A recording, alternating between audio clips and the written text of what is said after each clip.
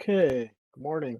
Um, Welcome to the Introduction to Illinois Works and its Programs webinar. This is part of the Technical Assistance series we're going to be delivering in relation to the Illinois Works Pre-Apprenticeship Program NOFO that was recently released. Thank you for taking time out of your busy schedule to join us for the next 3 hours. You will have an opportunity to learn about about Illinois Works and its programs.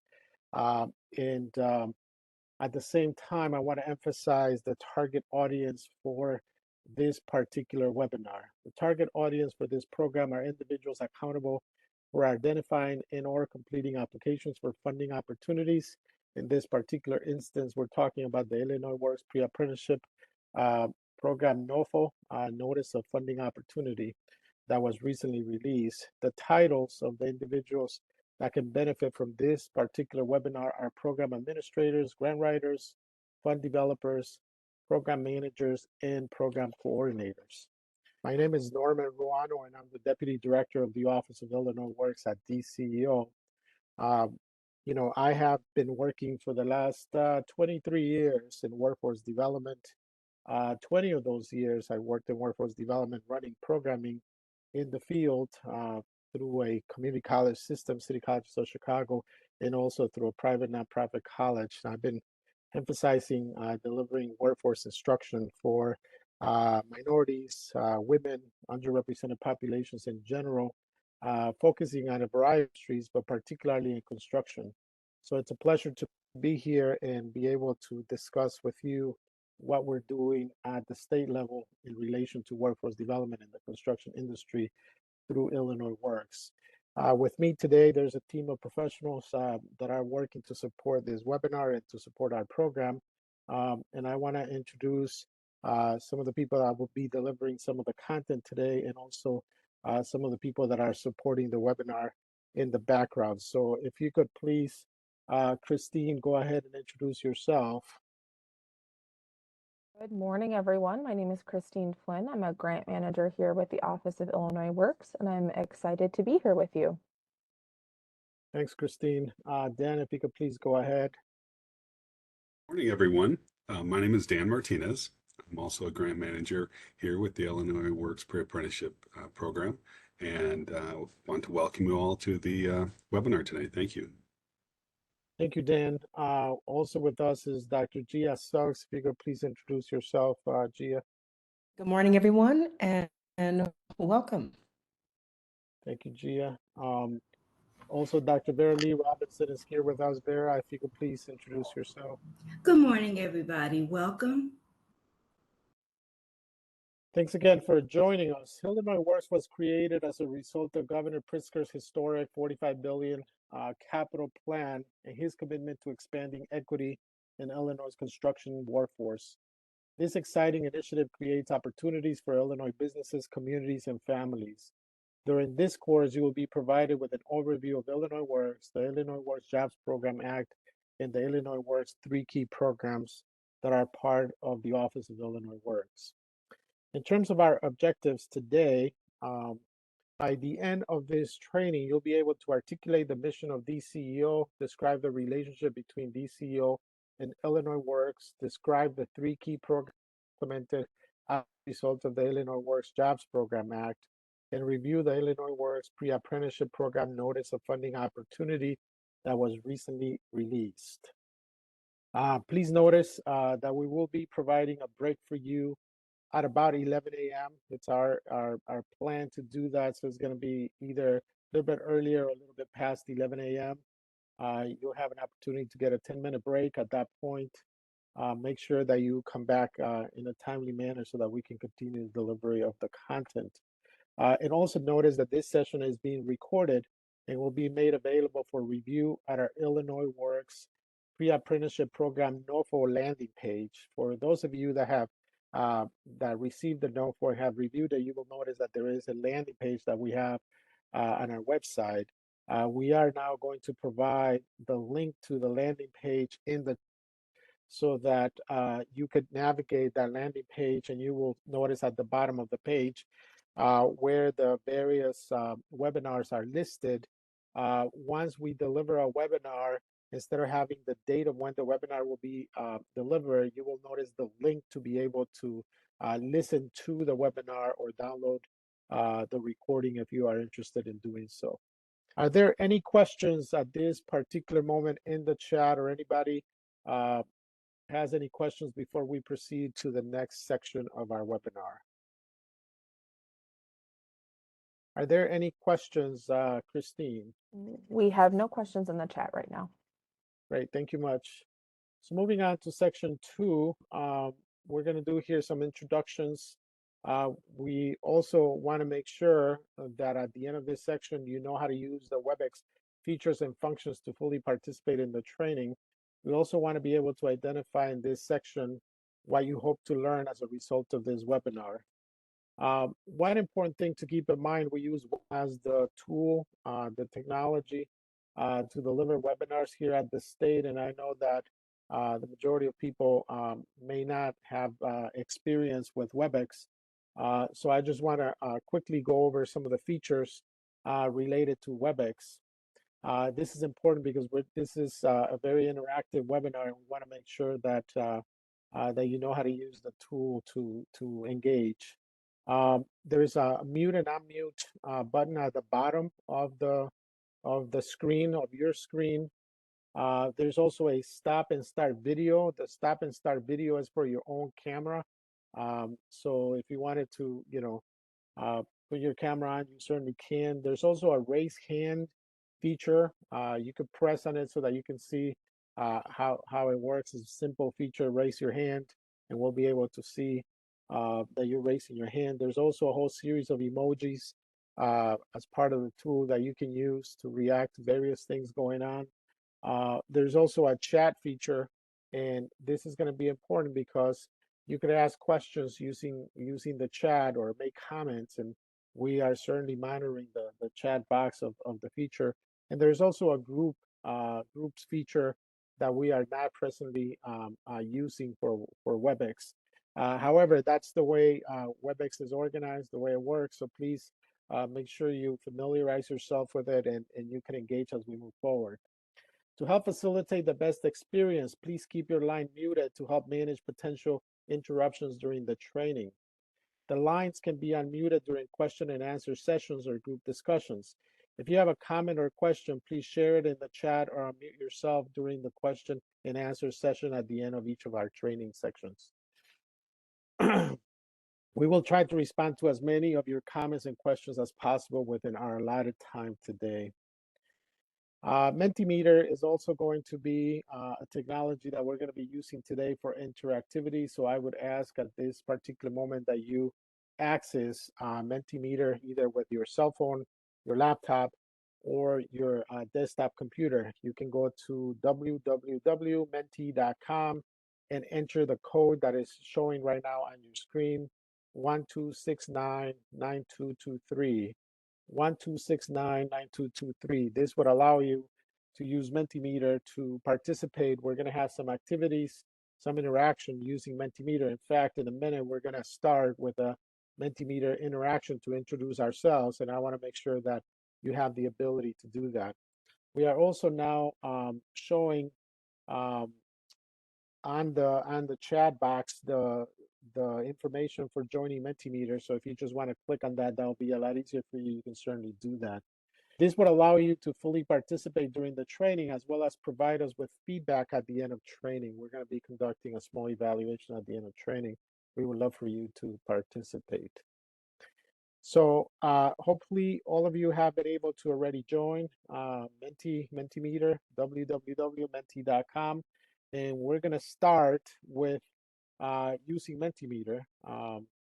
If you could please share the following information using Mentimeter with us: your name, the organization or agency you represent, the role you play in that organization, and also the geographic location where you are located. Again, it's your name, the organization or agency you are representing today, the role that you play in the organization, and the geographic location where you are presently located. Okay, we already have 2 responses. Nikia from City Muslim Action Network is here today. She is in Chicago. Claire from Metropolitan Family Services is also here today, and also in Chicago. Elizabeth from Boys and Girls Club of Aurora in Elgin, Hanover Park, Schaumburg, South Elgin, and Streamwood is also here with us today. Jaria from Awaken Foundation is also here with us today. Jennifer from Logistics CEO Southern Illinois is here with us today. Cartillion from Drew and Industries is also here today. I see some other people entering their information in the chat instead of Menti. We would really appreciate if you could please join Mentimeter and enter your information in Mentimeter. That's how we'll collect the information and keep it on record. Jessica from Elemental Air Heating and Cooling is also here today. Christine, do you see who else entered information in the chat? Yes, so we have Andy Hubble from Achieving My Best Life and Tammy Yarbrough. She's the co-executive director of the African American Christian Foundation located in Oak Park, Illinois. Okay, great. Anybody else? Jose Acevedo from the Muslim Action Network is here. Jessica. Corey from the Chicagoland Prison Outreach is also here. I think those are all the people that I see both in the chat and in Mentimeter. If anybody else has joined and you haven't been able to join Mentimeter, please let us know. We would certainly appreciate you connecting and letting us know who you are and engaging with us through Mentimeter so that we can have a very good interactive session today. So thanks again for providing your information. It's very helpful to know who's here, where they're located, who they serve. We are going to continue with our practice now with Mentimeter. If you could please again, through Mentimeter, tell us what do you hope to learn today by being here? What do you hope to learn by being here today?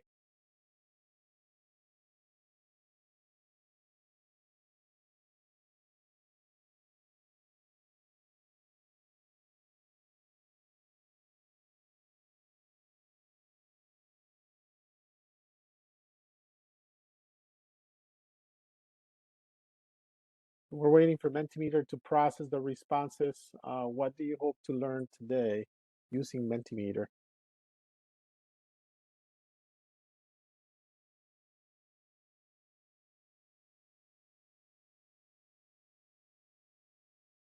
What the NOFO expectations are. We will certainly discuss some of it today. Please, besides this webinar, make sure that you join our Bidders Conference webinar that will be happening next week. That's a very important webinar. We're going to go over all the details today. We're going to be doing some of it, but the very small details of the NOFO will be discussed in the Bidders Conference. What are the goals of the grant? What does it fund? And what are the metrics? We will certainly cover some of this today, but again, the Bidders Conference is really where we're going to go in depth into a lot of those details. I'm hoping to learn if we would be a good fit for this NOFO, right? So that's good. You'll be able to learn a lot about Illinois Works, how we operate, and what we're here to do. How to obtain funding to train individuals in low voltage electricity. You will definitely learn today the Illinois Works is a pre-apprenticeship program, so you really need to pay attention to see if that fits within your interests. More about the NOFO and how if the community folks can participate. Well, certainly you will learn about the focus of this NOFO what it is that we do, and you'll be able to determine if you can participate or not. If this program can help with my technician for a grant and he learn apprenticeship in HVAC, um, you will learn today about what the program does, so you'll be able to make that determination.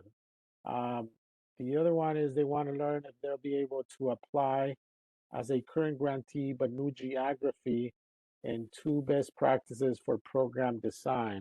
You will certainly learn about that today. We'll be discussing that, and it's important to really pay attention to that. But more importantly, we're really going to get into the details of that during the bidders conference.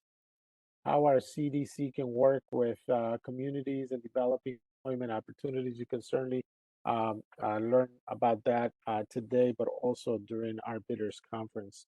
Anybody else that would like to share what they hope to learn today? Thank you very much for participating. If you have further comments, questions about this training or anything else related to Illinois Works, you can reach us at the email address being provided on the screen now, ceo.illinoisworks at illinois.gov. Again, ceo.illinoisworks at illinois.gov. Any questions in the chat, Christine, before we proceed to the next section? We do not have any questions in the chat.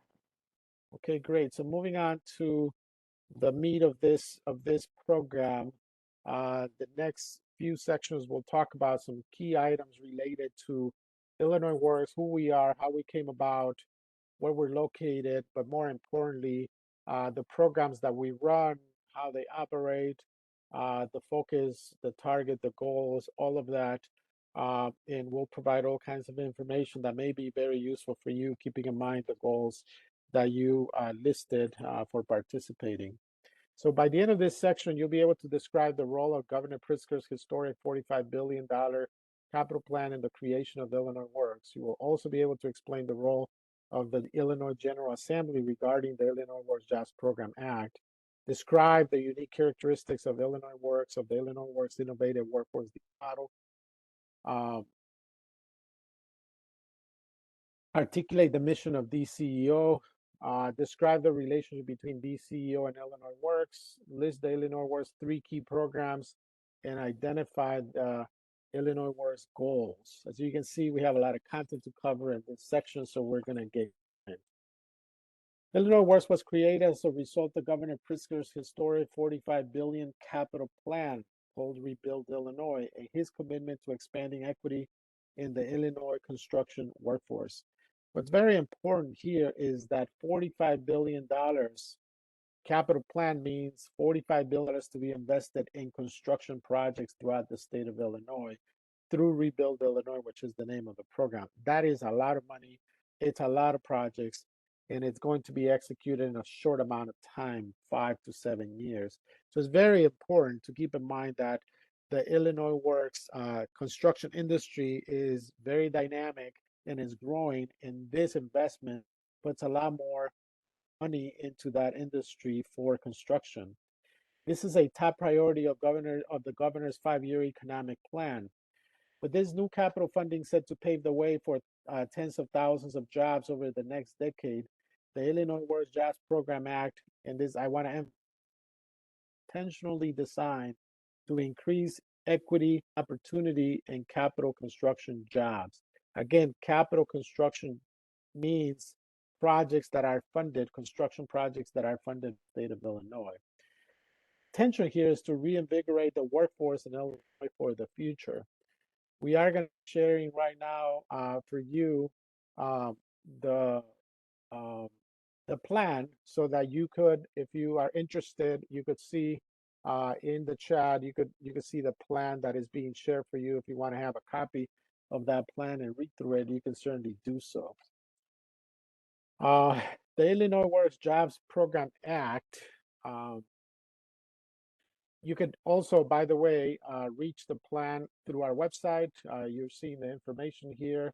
There's a link there on the slide that you can just click on it and be able to access the plan through our website at the DCEO landing page. The Illinois Works Act it's a key piece of legislation that we're going to be discussing with you today. So we're going to provide a copy of that for you um, as we learn about Illinois Works. It'll be good for you to have that to reference that because that is the act that brought Illinois Works into life. So why is this so important? Well, this legislation, these documents talk about a very important model. It's a very innovative workforce development model. And the Illinois Works, it's innovative because it creates job demand, it creates a talent pipeline, and it also creates incentives to hire and retain all within the same program. Typically, workforce development models have one, perhaps maybe two of these components. However, any combination of these components can have a major impact on a particular workforce. In the case of Illinois, the model includes all components, which are the three key components that you're seeing on your screen. The focus here is ensuring that we create a comprehensive response to workforce development at all levels. So from job demand to talent pipeline to incentives to hire and retain. So Illinois Works is a one-of-a-kind initiative and is in a very unique position to make a huge difference for years to come. Now, for those of us that have been in workforce development for a while, one of the key questions that that we get, that we are concerned about is what has the potential to make a workforce development initiative vulnerable? You think about it and you're like, okay, I'm going to engage in this workforce development initiative. Do I want to develop infrastructure, spend resources to get involved? Well, one of the key challenges that workforce development initiatives have is funding and funding sustainability. Illinois Works has solved for this potential vulnerability by providing a sustainable funding mechanism. Illinois Works is here to stay. In fact, one thing that you should know for those of you that are considering applying for this funding is that if you receive a grant from Illinois Works, you have the potential for renewing your grants 2 more years if obviously you meet the required performance metrics. So if you receive a grant the first year and you meet those performance metrics, you could potentially renew your grant for another year, and then you meet the metrics for that second year, you could renew it for a third year. So potentially, once you get approved, you could be in the system for 3 grants, 3 straight years. We are in a position to do something unique, innovative, and highly impactful for years to come. And as a result, it's important to take Illinois Works very seriously, understand how it operates, what the goals are, so that if you're interested in applying and becoming part of our Illinois Works network, you certainly can do so once you pass our evaluation system. DCO and Illinois Works, it's important to understand the relationship between, Illinois Works, DCO, and the Illinois Works Jobs Program Act. To access the DCO and Illinois Works information, you can go to our website, gov. That's where you're going to be able to access information. You select About Us, and when you get to About Us, you will be able to see the webpage there with information about DCEO. So the Department of Commerce and Economic Opportunities mission is to support and maintain a climate that enables a strong economy for their customers, taxpayers, businesses, workers, and communities by keeping, attracting, and growing businesses, maintaining a skilled workforce, and enhancing communities so that the climate here is one in which businesses, small and large, and their workers can succeed to the greatest extent possible. So the focus of DCO is to deliver impactful and efficient programs and services. Using Mentimeter now, we would like you to answer the following question. What does the DCO serve? Who do we serve at DCO? Based on our mission statement that I just read for you, who do we serve at DCEO?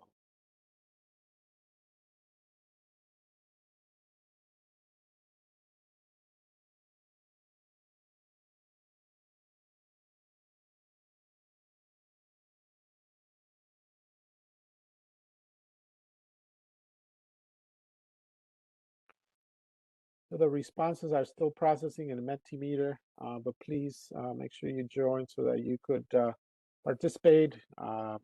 Communities, Illinoisans, that's for sure, the trades, the state, certainly. Who else? Businesses, yes, very important. Entrepreneurs, that is correct. Business owners, that is correct. The workforce, Illinois residents, yes. Those are all correct answers. As more responses keep on coming, it's very, very important to keep in mind nonprofits. We certainly partner with nonprofits. Um, so thank you very much for your responses. Great responses there. So our focus, our customers at DCO include taxpayers, businesses, workers, and communities. Those are the different stakeholding communities that we serve through our programs. At the same time, you can go to the DCO website, and where you wear and the About Us section, you're going to be able to see a variety of programs that are offered by DCO.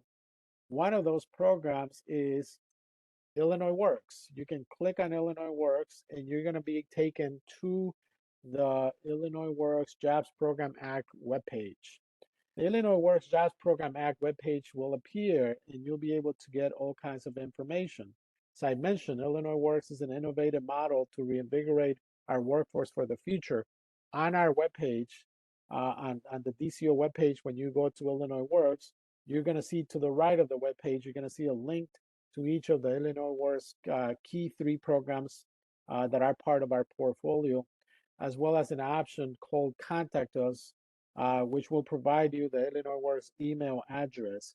You will also notice a landing page with information for contractors who, as you would understand in the construction industry, are vital for the success of our programming. So that information you can go just by going to About Us on the DCO webpage. You'll be able to see our program, Illinois Works. Click on it, and then you'll be able to navigate the different web pages that we have providing information.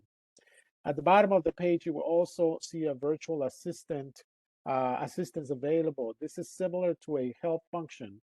You can click on it and search for relevant information.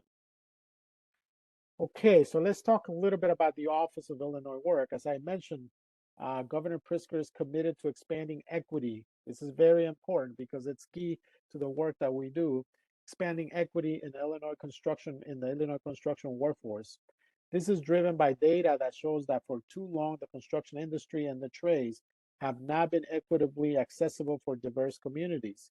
In more than 10% of the best paid apprenticeships in the state of Illinois are extended to women and minorities. So as a result, the Illinois Works Jobs Program Act was intentionally designed to increase equity and opportunity in capital construction projects. As I mentioned, capital construction projects are those projects that are funded by the state of Illinois. The passing of this act, of this law, the creation of the Office of Illinois Works, which is a new bureau within DCEO, which is tasked with the responsibility of implementing the Illinois Works key programs. So once this act is passed, the new bureau of the Office of Illinois Works gets created within DCO, and it's our responsibility, it's my responsibility, ensuring that the 3 key Illinois Works programs are implemented throughout the state of Illinois. As you know, the General Assembly is the body here in the state that both the House of Representatives and Illinois Senate that is focused on passing laws for the benefit of the state. The General Assembly passed the Illinois Works Jobs Program Act on June 28, 2019. So you can see it's very recent. This recently happened. Through the Illinois Works Jobs Program Act, the Illinois General Assembly also appropriated funds for the pre-apprenticeship program. You may remember I mentioned a few minutes ago that we have sustainability of Illinois Works, the pre-apprenticeship program, because we have an appropriation that was approved by the General Assembly to fund on an annual basis the pre-apprenticeship program. For those of you that are grant writers or fund developers, it's important to emphasize that Illinois Works does not use federal money. Illinois Works only and exclusively uses state money. These are state funds. Therefore, state policies, procedures, guidance is what applies here in relation to Illinois Works. So the Illinois Works Jobs Program Act is a statewide initiative. It's important to emphasize that not only it doesn't only focus on a few areas of the state, it focuses on the whole state of Illinois to ensure that all Illinois residents have access to state capital projects and careers in construction and the building trades. The goal is to provide contracting and employment opportunities to historically underrepresented populations in the construction industry. In the next section of this webinar, we're going to go over some statistics that will allow you to see which are our target. Now, if you want to access the Illinois Works Jobs Program Act, you can do so through the General Assembly's website. We will provide the link for you in the chat for the Illinois General Assembly's website where you can access the Illinois Works Jobs Program Act. However, if you want a copy of it now, we will transfer a copy of this document right now through your screen. You will be able to see in a minute a transfer feature, a web transfer feature, and you're going to be able to download the act from your screen, the PDF from your screen. You probably see a pop-up now on your screen. You'll be able to see the document in a minute and going to be able to download it from there. You can see it now. Just press download and you'll be able to download the document and save it on your screen if you're interested in doing so. We also included the Illinois Economic Plan, the 5-year plan there. So if you want to download that, you could also do that now. So we're going to give it a minute for you to download those before we proceed.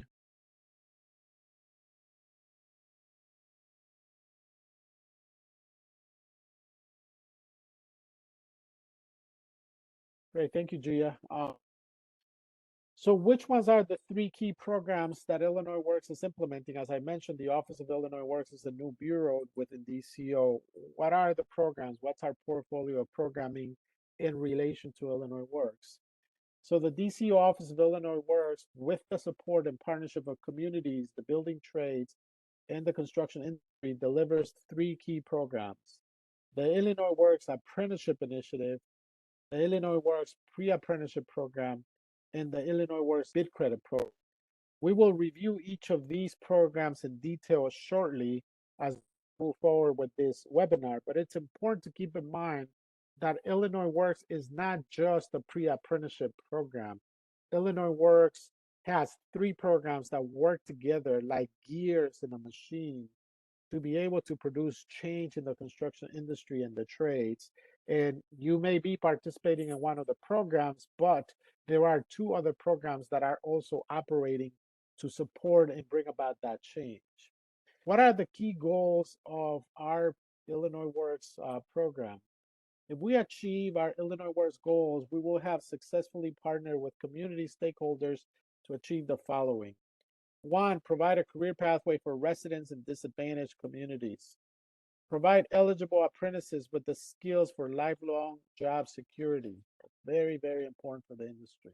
Promote construction as a viable job industry for women and minority communities. Provide the construction industry with a consistent and skilled workforce for generations to come. Create new partnerships between state agencies and community organizations. Something you should know about Illinois Works, particularly our pre-apprenticeship program.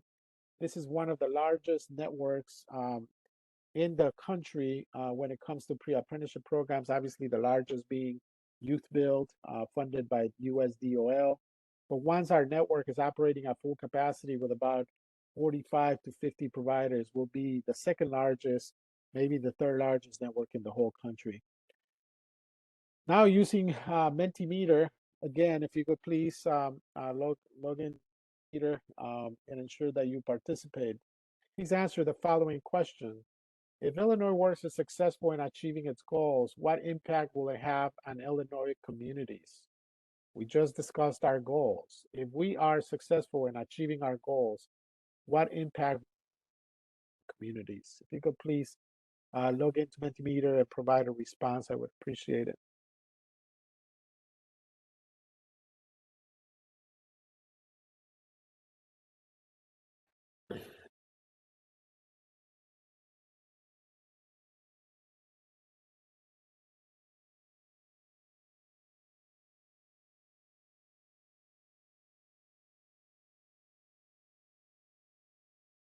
We're waiting for the responses to process through Mentimeter. Level the playing field, allowing more women and minorities pathways in the construction industry. That is correct. We would have, if we are successful at achieving our goals, we would have definitely done that. Impact on more job opportunities in construction trades. Yes, we are certainly looking to increase the talent pipeline and also the job opportunities in the construction industry. Great job security, certainly. As you know, the construction industry still provides great benefits and good wages, and we will discuss those in a minute. Better job placement, better educational outcomes, better health outcomes, lower violence rates, lower incarceration rates. All of that certainly can be achieved through hard work and commitment, and the commitment, particularly from government, but also from organizations like yours that would partner with us. Lower unemployment, certainly. We want to make sure that communities throughout the state have an opportunity to access jobs that are life sustaining. They can feed their families and benefit their communities. Community stability, certainly. More jobs, more resources coming into the community can help with community stability. Um, Increasing the number of individuals employed, including those with disabilities. That is correct. People with disabilities, people with criminal backgrounds, people with all kinds of barriers for entrance could definitely benefit from our efforts. Community empowerment, definitely. We seek to empower individuals, communities, the businesses in those communities, and everybody can benefit from that. And the last one that I see here, a couple of ones, better pool of workers. Yes, we are focused on ensuring that we have skilled and talented individuals entering the construction industry. Closing the gender gap and increase equity. Those are two great points. Those are some of our strategic goals here at DCO, and we are very, very passionate about ensuring that happens. And our work through the years is completely focused on ensuring that happens.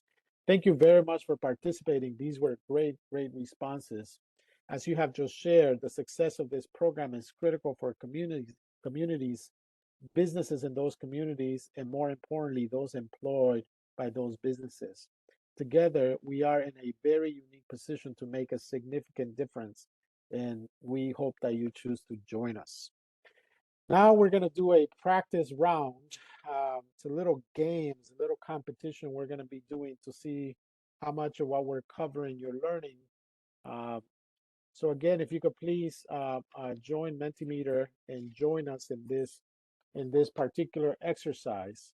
Um, so you will be asked to submit your name, but if you do not want to, you don't have to. You can submit the name of the character the system recommends for you.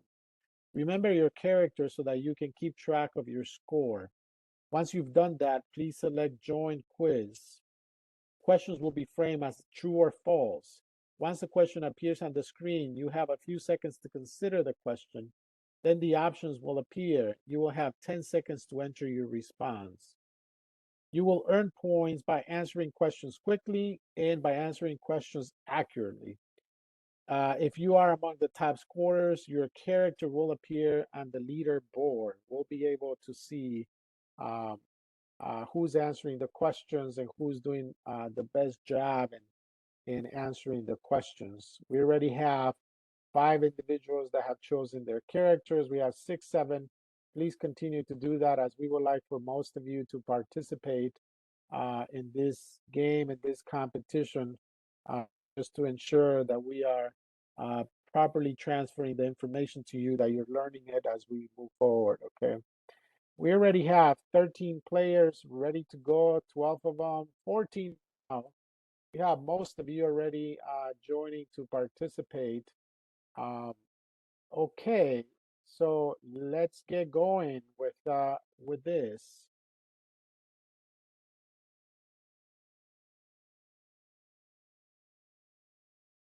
Question number 1. Illinois Works was created as a result of Governor Pritzker's commitment to expanding equity in the Illinois construction workforce. True or false?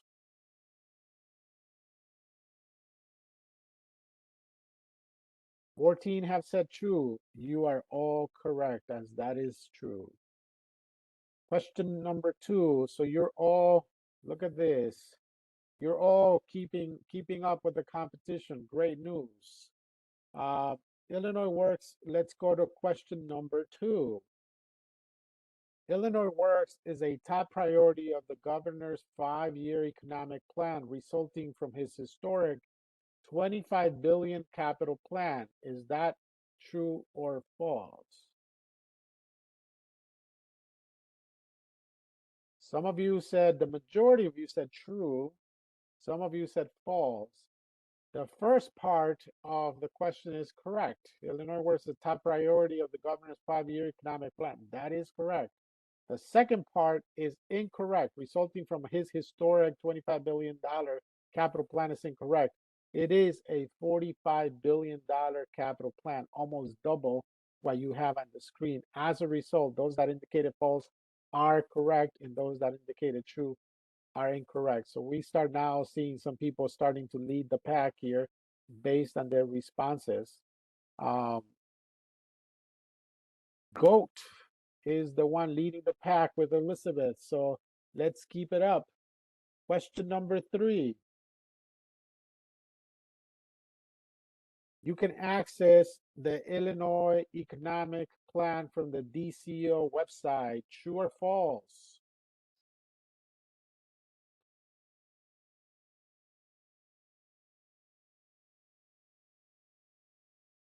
Yes. Those that responded yes, that is correct. You can access it from our website.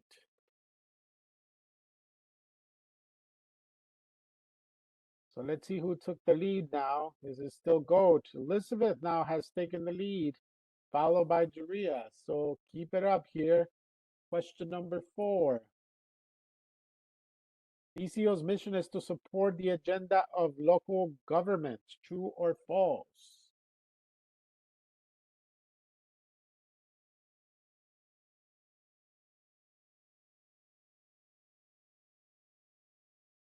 Most of you answer false. That is correct. Our mission is to support and maintain a climate that enables a strong economy for their customers, taxpayers, businesses, workers, and communities. Who has taken the lead here? Elizabeth is still in the lead, 3804 points. Good job, Elizabeth. Question number 5.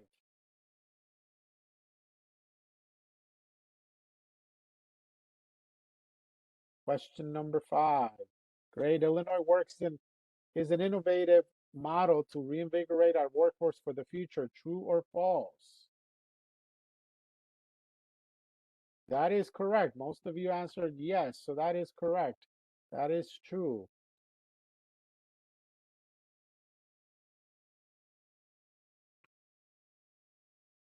Allbetter has taken the lead. The Hustler is right behind. So let's go on to question number 6 now. The Illinois Works Jobs Program Act was intentionally designed to take advantage of the thousands of capital construction projects in Illinois.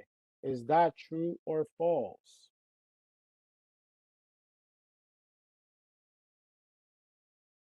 That is correct. It is a true response.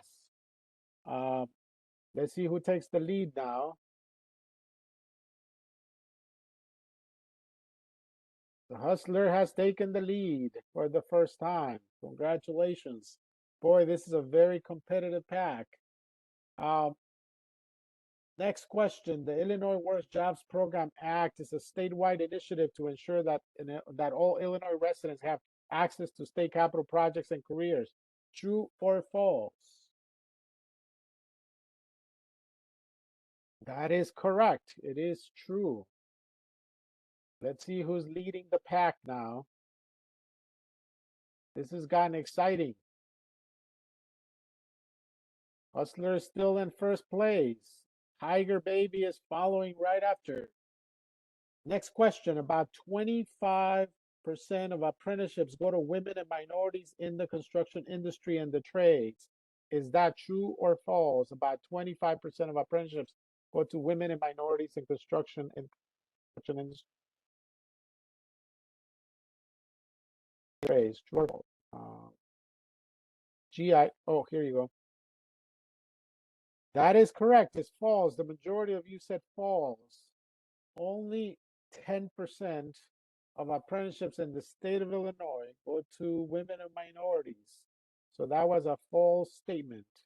Hustler is still there, and Tiger Baby is right behind. Last question, and this we're going to throw a curveball at you because we still haven't covered this. We're going to be covering it in the next section, but let's see if you know anything about construction here. On average, construction and the trade jobs pay $32 per hour to those that successfully graduate and achieve journey worker status. Is that true or false?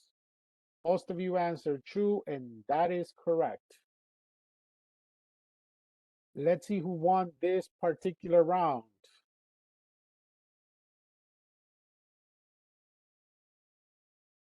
The Hustler is our champion of this round, followed by Tiger Baby and third place Strawberry. Thank you very much for participating.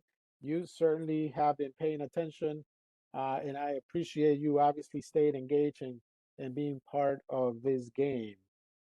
Are there any questions or comments before we progress and move on to the next section?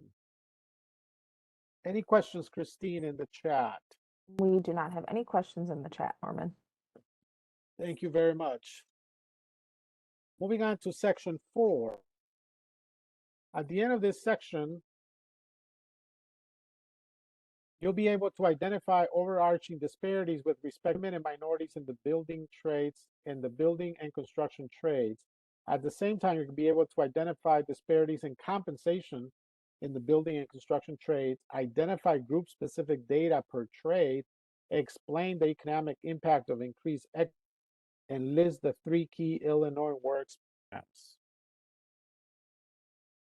So, disparity data. Unfortunately, data shows that for too long, the construction industry and the trades have not been accessible for diverse communities, with fewer than 10% of the best paid apprenticeships extended to women and minorities. An expansion of apprenticeship opportunities will not only help boost employment and wages for more Illinois residents, but will also yield significant benefits for our economy at large, since the construction sector is projected to grow 12% in the next 10 years. So this is a very important sector of the economy, and it's also growing very dynamically. In terms of the data, according to the Illinois Department of Labor and the U.S. Department of Labor, particularly the Register Apprenticeship Partners Information Database System called RAPIDS, here's the percent of apprentices employed in the state's construction industry by group. I want you to be able to see what we're trying to do with this table. On the one hand, we want you to see the demographic representation of each of those demographic groups. Women in the state of Illinois are almost 51% of the population. That means they are the majority of the state's population. African Americans are almost 15%, Hispanics are almost 18%, American Indian or Native Alaskans are less than 1% at 0.6%, Asians are 2.9%, and veterans are at 5.7%. However, if you see, let's focus on the percentage of apprentices in 2021 that belong to each of those groups. You will notice that even though women are 51% of the Illinois population, they're only 5% of Illinois apprentices. African Americans are almost 15% of the Illinois population, but they're only 9% of construction apprentices. Hispanics are almost evenly represented in the construction industry. They represent 18% of the population, but they are 17% of apprentices. American Indian and Native Alaskans are 1% of all apprentices, and Asians are at 0.7% of all apprentices, while veterans are 7.1%. That means that there are a very large number of groups that are underrepresented. In fact, most of the groups that were listed here are underrepresented in the construction industry. That's where the whole issue of equity comes in. I also want you to pay attention. Go back, Gia, if you don't mind, to the previous slide. I also want you to pay attention to the column that is circled in red. Those are the numbers. That's the percentage representation in the Illinois Works network. You know, we have right now 29 Illinois Works pre-apprenticeship programs throughout operating throughout the state of Illinois. These are their numbers. 21% of our students are women, 64% are African American, almost 16% are Hispanic. American Indian and Native Alaskan represent almost 1%. Asians represent almost 0.7%, and veterans represent 0.9%. As you can see from these numbers, and once you read the NOFO, you will notice that geographically we're expanding. We need more representation throughout the state, but also demographically. We're looking to sustain numbers for Hispanics. We're looking to increase, and also African Americans, but we're also looking to increase the numbers for women. We're looking to increase the numbers for American Indians and Native Alaskans, and we're also looking to increase the numbers for Asians and veterans. We want to make sure we do that so that they're better represented in Illinois Works, which will then translate in better representation among the ranks of apprentices.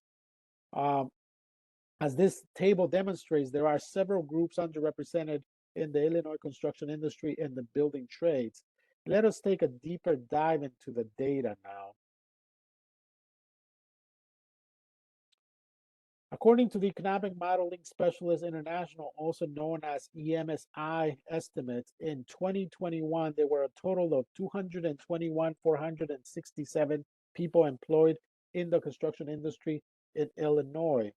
However, women accounted only for 3.3% of that amount. I already mentioned that women represent almost 50% of the population of Illinois, but they are only 3.3% of all construction work in the state of Illinois. That's a huge underrepresentation for women. That is roughly 3.3% is roughly 7,300 women. This is actually down a bit from 2019, from the 2019 Illinois Department of Labor data. So that means that we're not making a huge progress. Not only are the numbers very low for women, we are not making a huge progress through time when it comes to the representation of women in the trades. And some people may argue, and I have heard this as I talk to different audiences and talk to different people, that women don't want to be in construction. That is not a choice that I or anybody else should be making. Women should find out about construction opportunities. They should find out about careers and job opportunities in construction, and they need to make that decision themselves. We are here to ensure that they equitably hear and are offered opportunities, and then they make the decisions they need to make themselves. Um, to exacerbate the disparity, women are more likely to be in lower paying trades. Not only are they underrepresented, seriously underrepresented in construction, they're also the ones that are in construction are also concentrated in the lower paying trades. For example, a higher percentage of women, as you will notice, highlighted in red on your screen, are working as painters or in the maintenance trade with an average wage of $22 an hour. Well, the challenge with that is that you will notice there are a bunch of other trades that pay a lot higher than that. For instance, operating engineers pays on average $38 an hour. Plumbers pay on average $43 an hour. Electricians pay $39 an hour. But look at the percentage of women in those trades. Women in plumbing is only 1.5% of all plumbers. Operating engineers, only 2.8% of all operating engineers. So not only are women underrepresented in a very serious way, they're also concentrated in trades that pay the least amounts of money. While fewer, approximately 1.5%, had employment in higher paying trades like plumbing, pipe fitters, and steam fitters. which earn an average of $43 an hour. The compensation for higher paying trade is almost double those of lower paying trades, which attract more women. So, in other words, the wages they're receiving are almost 50% lower because they tend to be concentrated in the lower paying trades.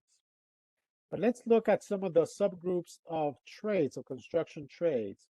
According to the U.S. Department of Labor Register Apprenticeship Program Information Database System, also known as RAPIDS, as of June 30, 2021, there were 13,548 registered apprentices in Illinois. The group with the highest representation was white males at 80%, followed by Hispanic males. To clarify, Hispanics can be of any race in this data set. Blacks and women had the lowest representation at 7.1 and 4.3%, respectively, as you can see on your screen. Not only, and I also want to emphasize something here that is very important, not only are women and minorities underrepresented, finish their programs at lower levels than other groups. And one of the key reasons for that is the barriers that they have for entrance and for success. That's the reason why Illinois Works is focused on removing barriers, not only for entrance, but also for success. Let's specifically look at carpenters. As of June 30, 2021, there were 2,339 apprentices in the carpentry trade, of which 81.4% were white males, followed by Hispanic males at 26.1%. This is a disparity for females, blacks, and other races. If we look at electricians, of the 2,415 active apprentices for electricians, females, blacks, and other races represented less than 16%. It's important to note that electricians have the second highest hourly wage in the construction industry at almost $40 per hour. Let's look at plumbers. Plumbers earn the highest wage of the trades in the state of Illinois. Females, blacks, and other races represent less than 13% of all plumbers.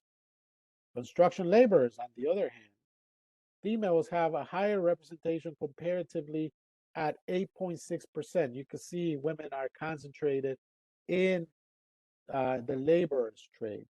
This trade is among the lowest wages, is among the trades that pay the lowest wages in the industry. You could also see there that African Americans are also concentrated there. Hispanics are also concentrated there. You can see Hispanic males are 30% of all laborers, apprentices, and blacks are 0.1%. As this data shows, the construction industry and the trades have not been as accessible for diverse communities, with women and blacks being the most underrepresented.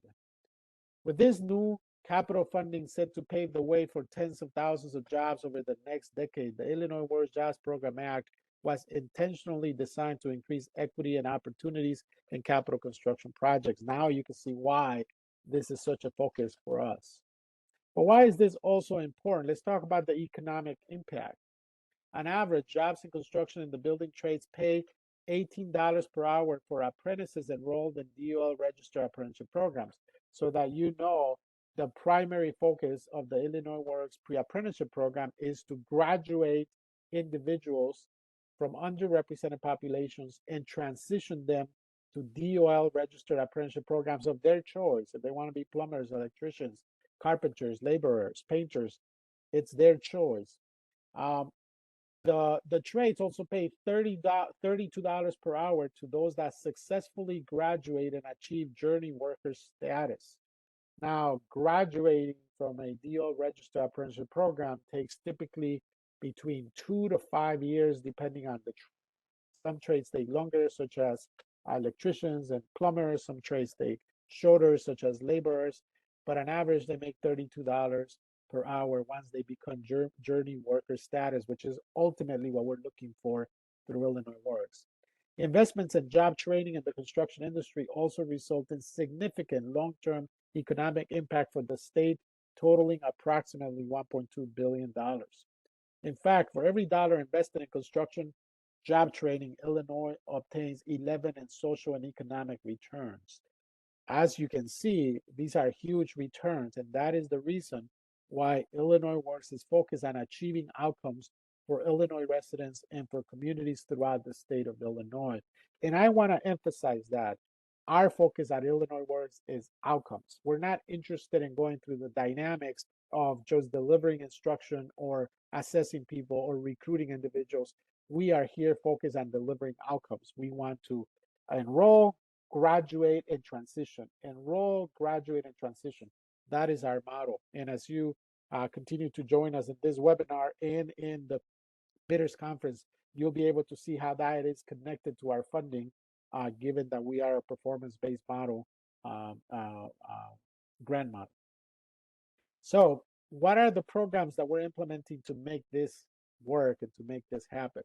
As I mentioned before, this data demonstrate the urgent need for statewide programs that have the potential to produce system-level changes.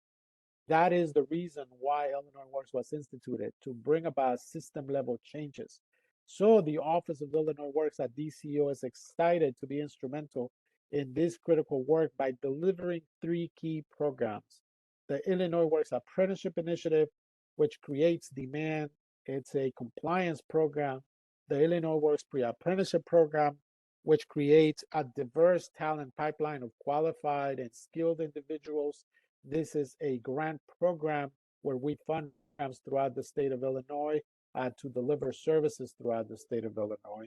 Then the third program, the Illinois Works Program, which is an incentive program designed for contractors to hire and retain our graduates. If a contractor hires and retains our graduates, they can earn bid credits that will be deposited in their accounts and then they can use in the future for bidding projects. So during the next 3 sections, we will have an opportunity to review each of these programs in more detail. My colleagues, Christine and Dan, will be talking about those programs. Any questions so far before we progress to the next section? In fact, we're doing good timing here. After we address any questions or any comments you may have, we're going to take a 10-minute break, and when we come back, we're going to go into section 5, which will start talking about one of our particular programs. Any questions or comments this particular moment? There are none in the chat, Norman.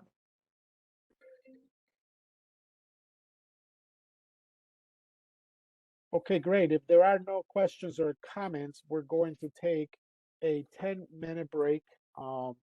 It is 10:39 right now. We'll be back at 10:49 to get going with the second part of this webinar, starting in section 5, which will address Illinois Works, the Illinois Works Apprenticeship Initiative, and my colleague, Dan Martinez, will be presenting that section and the section after that. Thanks again for joining. It's been a pleasure being with you. Again, if you have any questions, you have our email address. You can email us, give us a call if you want to speak over the phone. We'll be more than happy to answer any questions you may have. All right. Well, welcome back, everyone. I hope you had a chance to stand up and stretch a little bit. We've been going through some fantastic information. I saw a lot of the comments in the chat. They were really interested in the data that was being shared by our deputy director. So I hope to continue that theme and keep you all engaged. We're going to be talking about the over the next 3 sections. We're going to talk about those 3 sections that comprise the Office of Illinois Works. And again, they were touched on, but we're going to explain them in a little bit more detail. So by the end of this section, our goal is for you to be able to describe the Illinois Works Apprenticeship Initiative, explain how the Apprenticeship Initiative contributes to a comprehensive approach to workforce development, summarize the Apprenticeship Initiative's key components, and identify the current implementation status of this program. So as we move forward, again,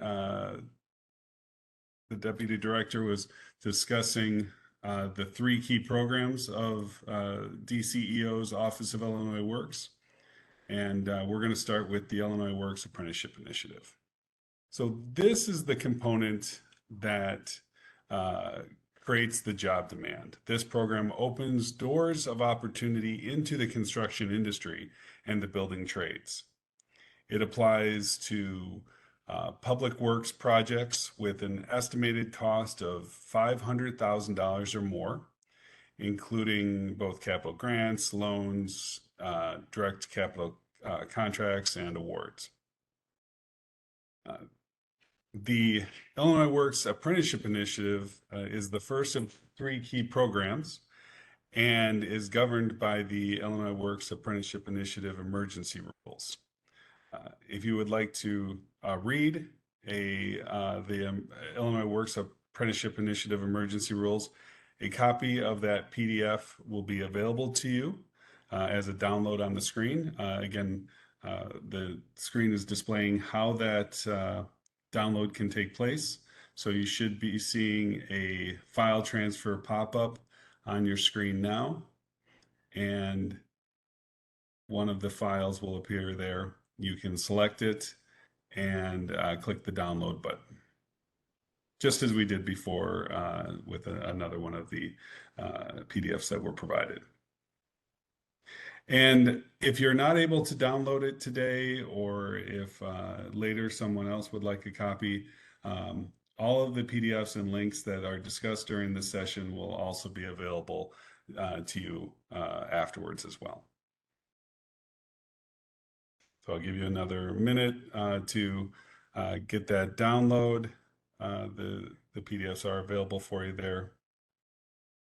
So hopefully everyone has a chance to receive that file that wants it.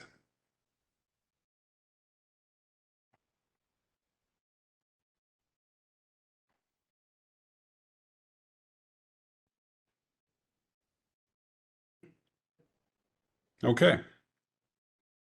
Well, moving on, I'll again return to talking about the apprenticeship initiative. For applicable projects, the goal is for the U.S. Department of Labor certified apprentices, not just limited to pre-apprenticeship program graduates, but for those apprentices to perform at least 10% of the total labor hours actually worked in each prevailing wage category of that project, or 10% of the estimated labor hours in each prevailing wage category for the project, whichever is less. By having an established goal, contractors generally find themselves in need of hiring more apprentices, which will result in that higher demand for apprentices in the state of Illinois. The apprenticeship initiative is operational and working on the compliance with the various state agencies for their projects. The apprenticeship initiative launched in June of 2020 and is presently overseeing the implementation of over 600 projects worth over $10 billion.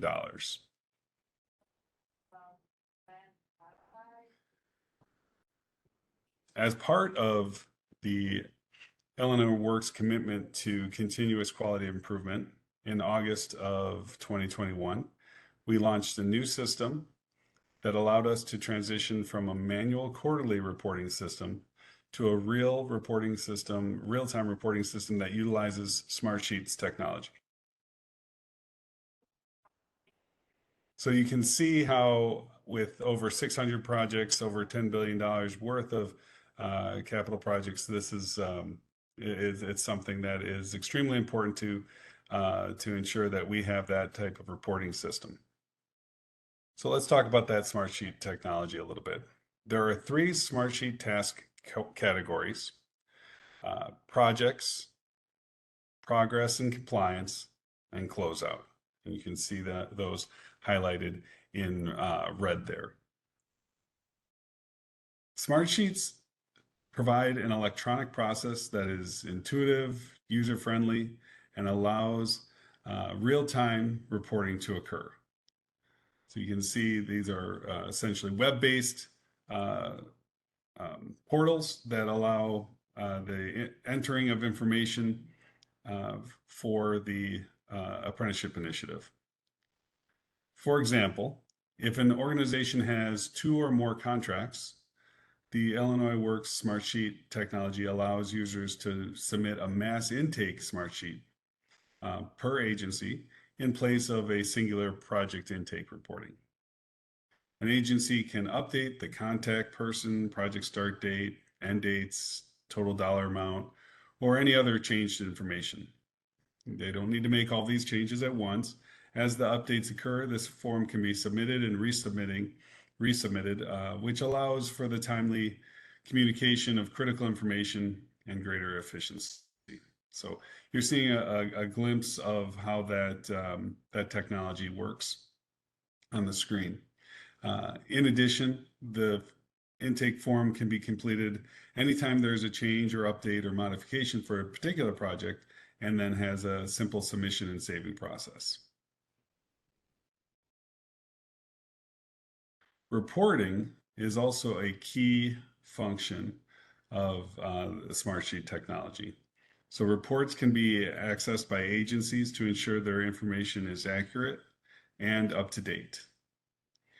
And this is important because each state agency is accountable for ensuring their compliance with the apprenticeship initiative. It is the responsibility of state agencies to follow the steps below.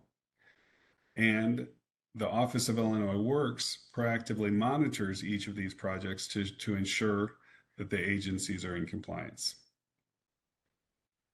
So when considering grantees, awardees, loan recipients, state agencies are responsible for determining if the apprenticeship goal might apply to the project, ensuring that the grantee or contractor completes the budget supplement, monitoring the grantee contractor compliance with apprenticeship goals, and reviewing any waiver or reduction requests. And finally, upon completion of the grant and contract, collecting information and submitting it to DCEO's Illinois Works office.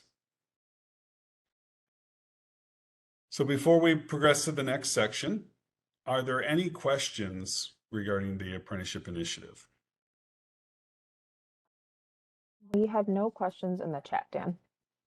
Excellent. So we can move on to Illinois Works Pre-Apprenticeship Program.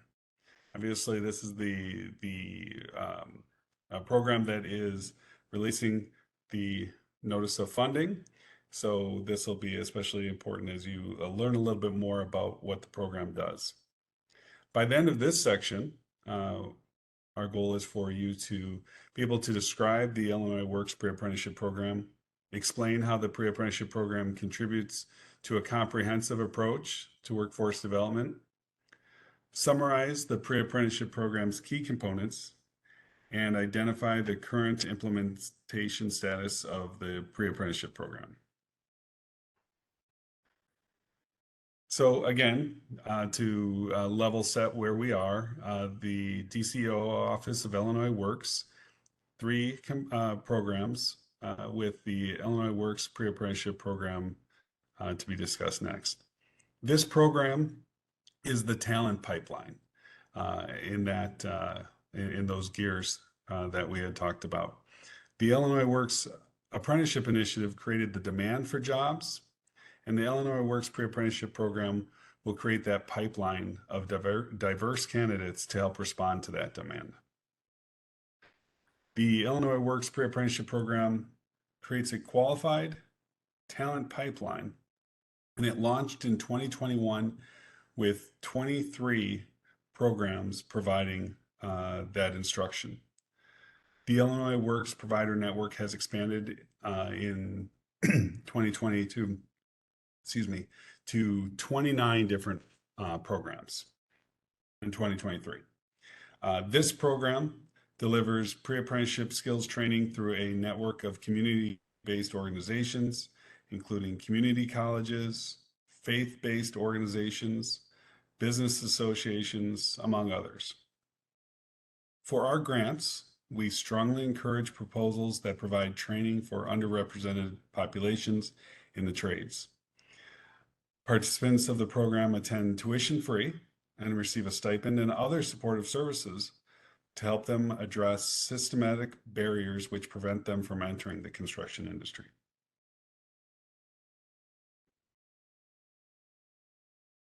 Illinois Works has provided the 2023 grantees with a grantee manual.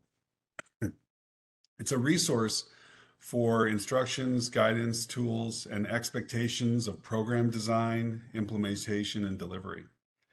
Illinois Works is a semi-structured model with minimum program standards and outcomes, which are outlined in the manual. The guidelines that articulate structural expectations can be found in the document. So you can access this resource by using the link that is being shared in the chat. The 2024 grantee manual is currently under development and will be available to all grantees that receive funding for 2024. Any questions about this very important document, the grantee manual? We have no questions in the chat. Thank you. So let us recap what the Illinois Works Pre-Apprenticeship Program provides. Provides pre-apprenticeship skills training through a network of community-based organizations, including community colleges. Provides preference to underrepresented populations that have historically encountered barriers to entry or advancement in the trades, including women, minorities, veterans, and certain geographic areas. Free tuition and stipend is provided to all participants who attend the program.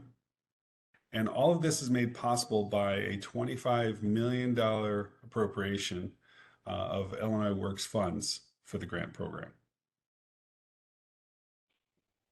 So our current status in 2023, there are 27 grantees that have received 29 grants across the state of Illinois, a $12.6 million investment in our workforce. The average award to those grantees was $436,000. Our present network of providers has capacity to serve approximately 1,320 Illinois residents throughout the majority of economic development regions of the state of Illinois. Our goal with this year's Notice of Funding opportunity is to grow our provider network to 40 to 45 providers covering the whole state of Illinois with a capacity to serve 1,800 Illinois residents. Now, the Illinois Works Pre-Apprenticeship Program is a performance-based payment model. This is critical. This means that the expense reimbursement is directly related to the tangible results those programs produce. So those results are measured through 4 different metrics, again, that are linked to the organization's funding. So these metrics are enrollment, completion, transition, and closeout reports. Each of the funding benchmarks are divided by the program's goals. So we take the number of enrolled participants for the enrollment benchmark, the number of participants successfully completing for completion, and the number of participants who successfully transition to a United States Department of Labor registered apprenticeship program as a transition. These goals are outlined in each organization's grant agreement, as well as their work plan, which governs the organization's programming metrics and timeline. Now, by dividing the funding benchmark amount by its respective goal, a per participant allotment can be calculated. Each of these metrics or funding benchmarks represents a specific percentage of the grant award. You'll notice completion and transition together represent 65% of the grant award funding. This puts a primary focus on program outcomes. So if you're interested in learning more about these performance-based reimbursement, consider attending the upcoming session on August 10th, the Illinois Works Performance-Based Payment Model. Information about this session will be provided in the chat. Again, it will be Thursday, August 10th at 9:30 a.m. So similar to the Apprenticeships Initiative's Smartsheet platform, Illinois Works is committed to leveraging technology for continuous quality improvement in the pre-apprenticeship program as well. This includes the Illinois Works Reporting System, or IWRS. The Office of Illinois Works, in partnership with the Southern Illinois University Center for Workforce Development, designed IWRS. The system was fully launched in February of 2022, and due to the custom design, IWRS allows grantees of the pre-apprenticeship program to track pre-apprenticeship program inquiries, participants, and grantee partnerships. This system also allows programs to track key information about participants' progress throughout their engagement with the program, including their application, enrollment, announcements, career and support service assessments, enrollment in training modules, attendance, training completion, and a wide variety of support services. As of July 5th of this year, 2023, this system has tracked over 3,500 engagements with Illinois Works grantees. One of the foundations of the Illinois Works pre-apprenticeship program is the pre-apprenticeship life cycle.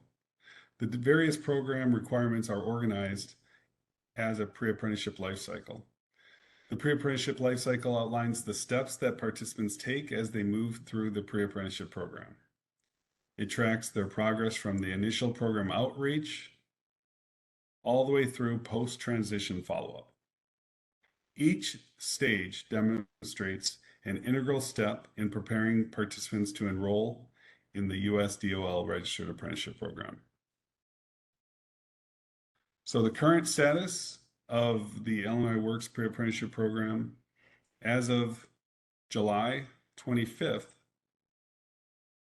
includes inquiries of 1,140, 1,807 enrolled individuals, 1,245 completed individuals, and 909 individuals that have transitioned. Given these numbers, we are on track to serve over 1,300 Illinois residents by the end of this grant period, December 31st, 2023.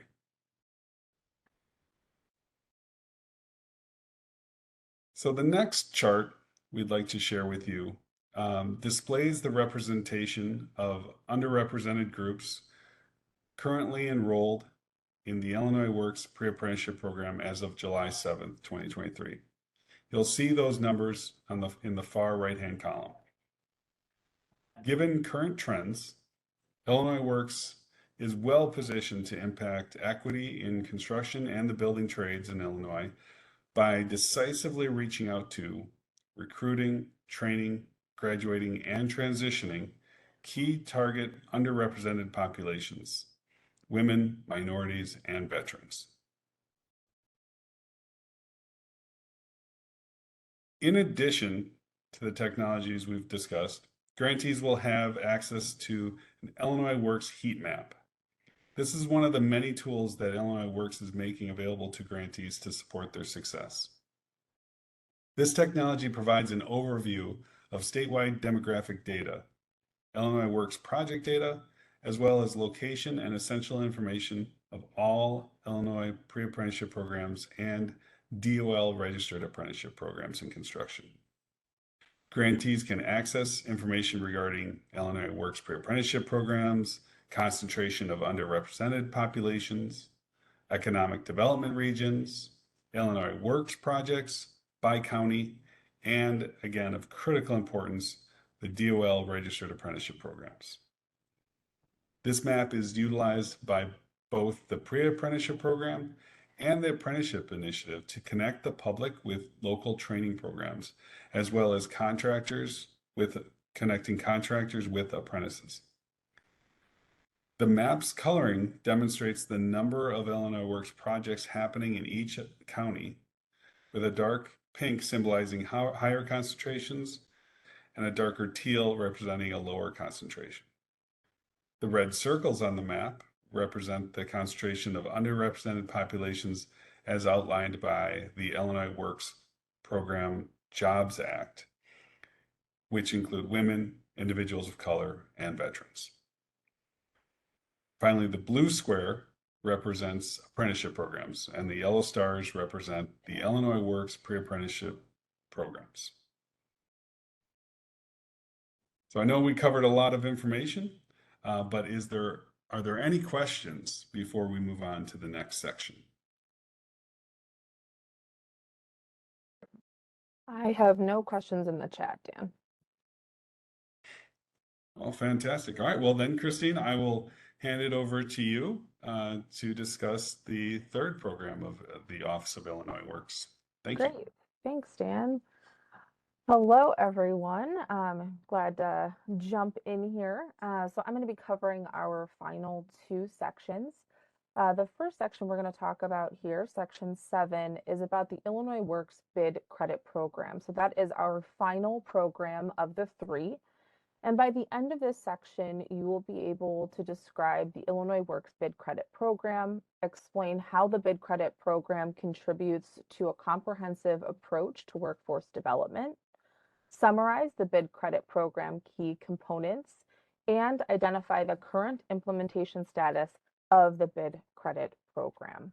So let's go ahead and jump in. So as I said, this is the third DCO Illinois Works key program.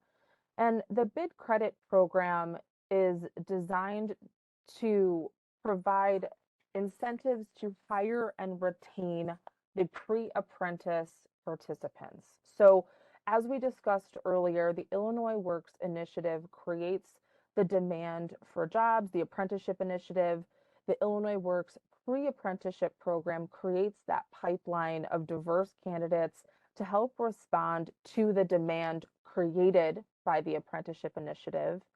And then this final puzzle piece provides incentives to hire and retain the pre-apprentices that are trained in our pre-apprenticeship program. So you can see we've kind of finished our puzzle here and they all work together, making this really unique model function and be something a little different than most other workforce development programs out there.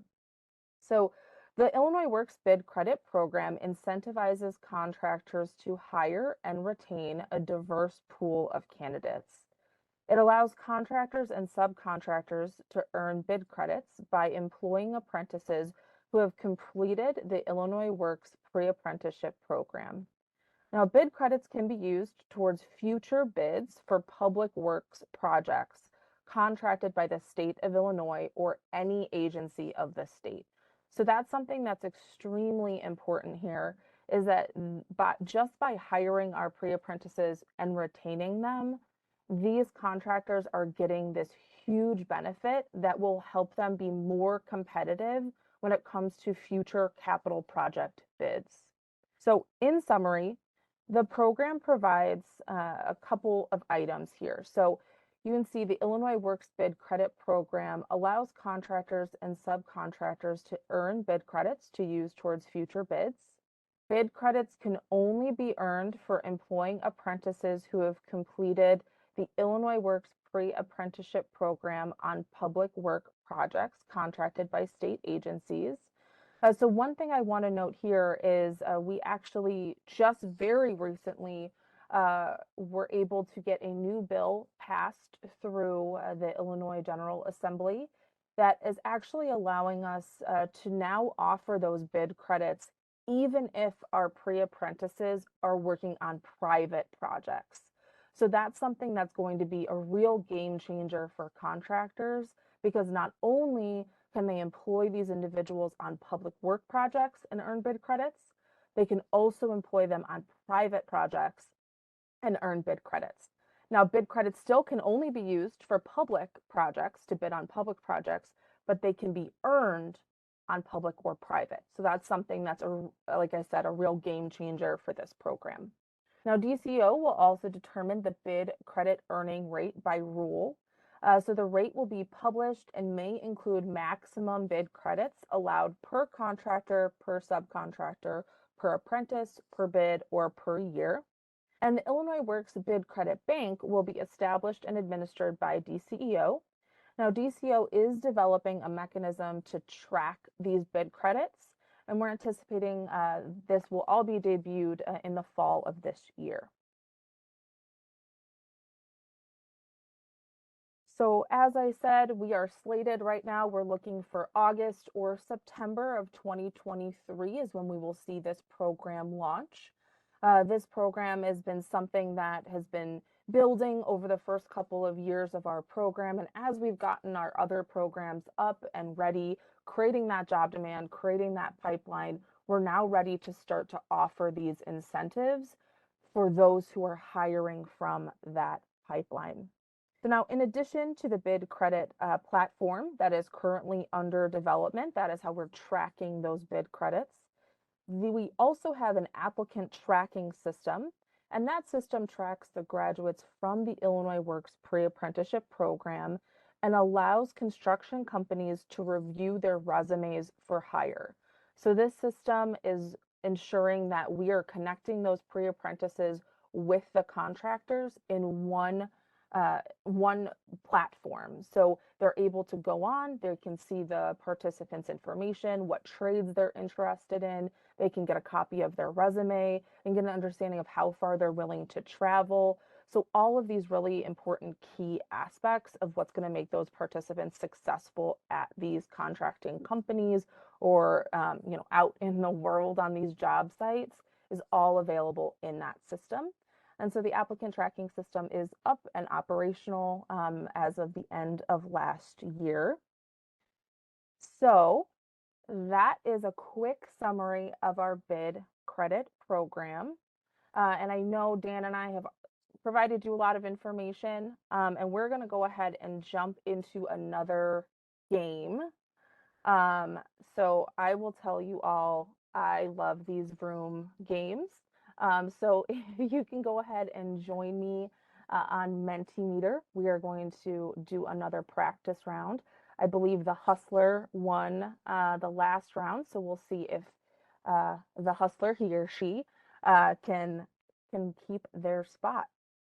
So let's jump to the first question. So the first question is, I'm going to wait for a couple more players to join. If we can just put the Mentimeter link in the chat again, just to make sure everybody has access. I know we haven't done this in a little bit now, so some of you might have just popped off. We have 6 players, 7. All right, so keep joining. The link is in the chat. All right, we got a spy there, a watermelon. I don't know about you guys, but I love these icons. I think they're super fun. All right, let's see if we can get a couple more people to join us. So we have 9 players. And again, that link is in the chat. Okay. All right, well, it seems like only 9 people want to play here with us, so that's okay. Oh, we got 10. Okay, there we go. Let's go forward with our questions. So our first question, and remember the faster you answer, the better, is which Illinois Works key program opens doors of opportunity into the construction industry and the trades by creating demand? Which program creates demand? All right. It is the apprenticeship initiative. So for those four of you who noted that, it is the apprenticeship initiative that creates the demand. The pre-apprenticeship program is creating that diverse pipeline. All right. Well, it looks like the hustler has been unseated, at least temporarily. Way to go, Tiger Baby. So we'll keep going on here. So our second question is, which Illinois Works key program incentivizes contractors and subcontractors to hire and retain Illinois Works pre-apprenticeship program graduates? So which program gives those incentives? Yes, exactly. The bid credit program. So those who answered the bid credit program, that is exactly right. The role of that program is to provide incentives to hire and retain those participants. All right, Tiger Baby is keeping the lead here. All right, question number 3. Which Illinois Works key program applies to public works projects with an estimated cost of $500,000 or more?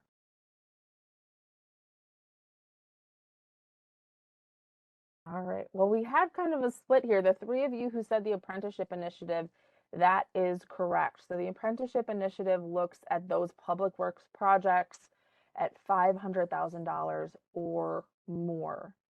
Now, that's also the program that creates that demand, and they create that demand by mandating apprentices are on those projects $500,000 or more.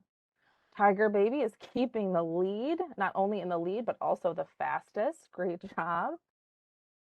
So next up, we have, which Illinois Works key program creates a qualified talent pipeline to fill job opportunities with diverse candidates? Talent pipeline. Which program is that?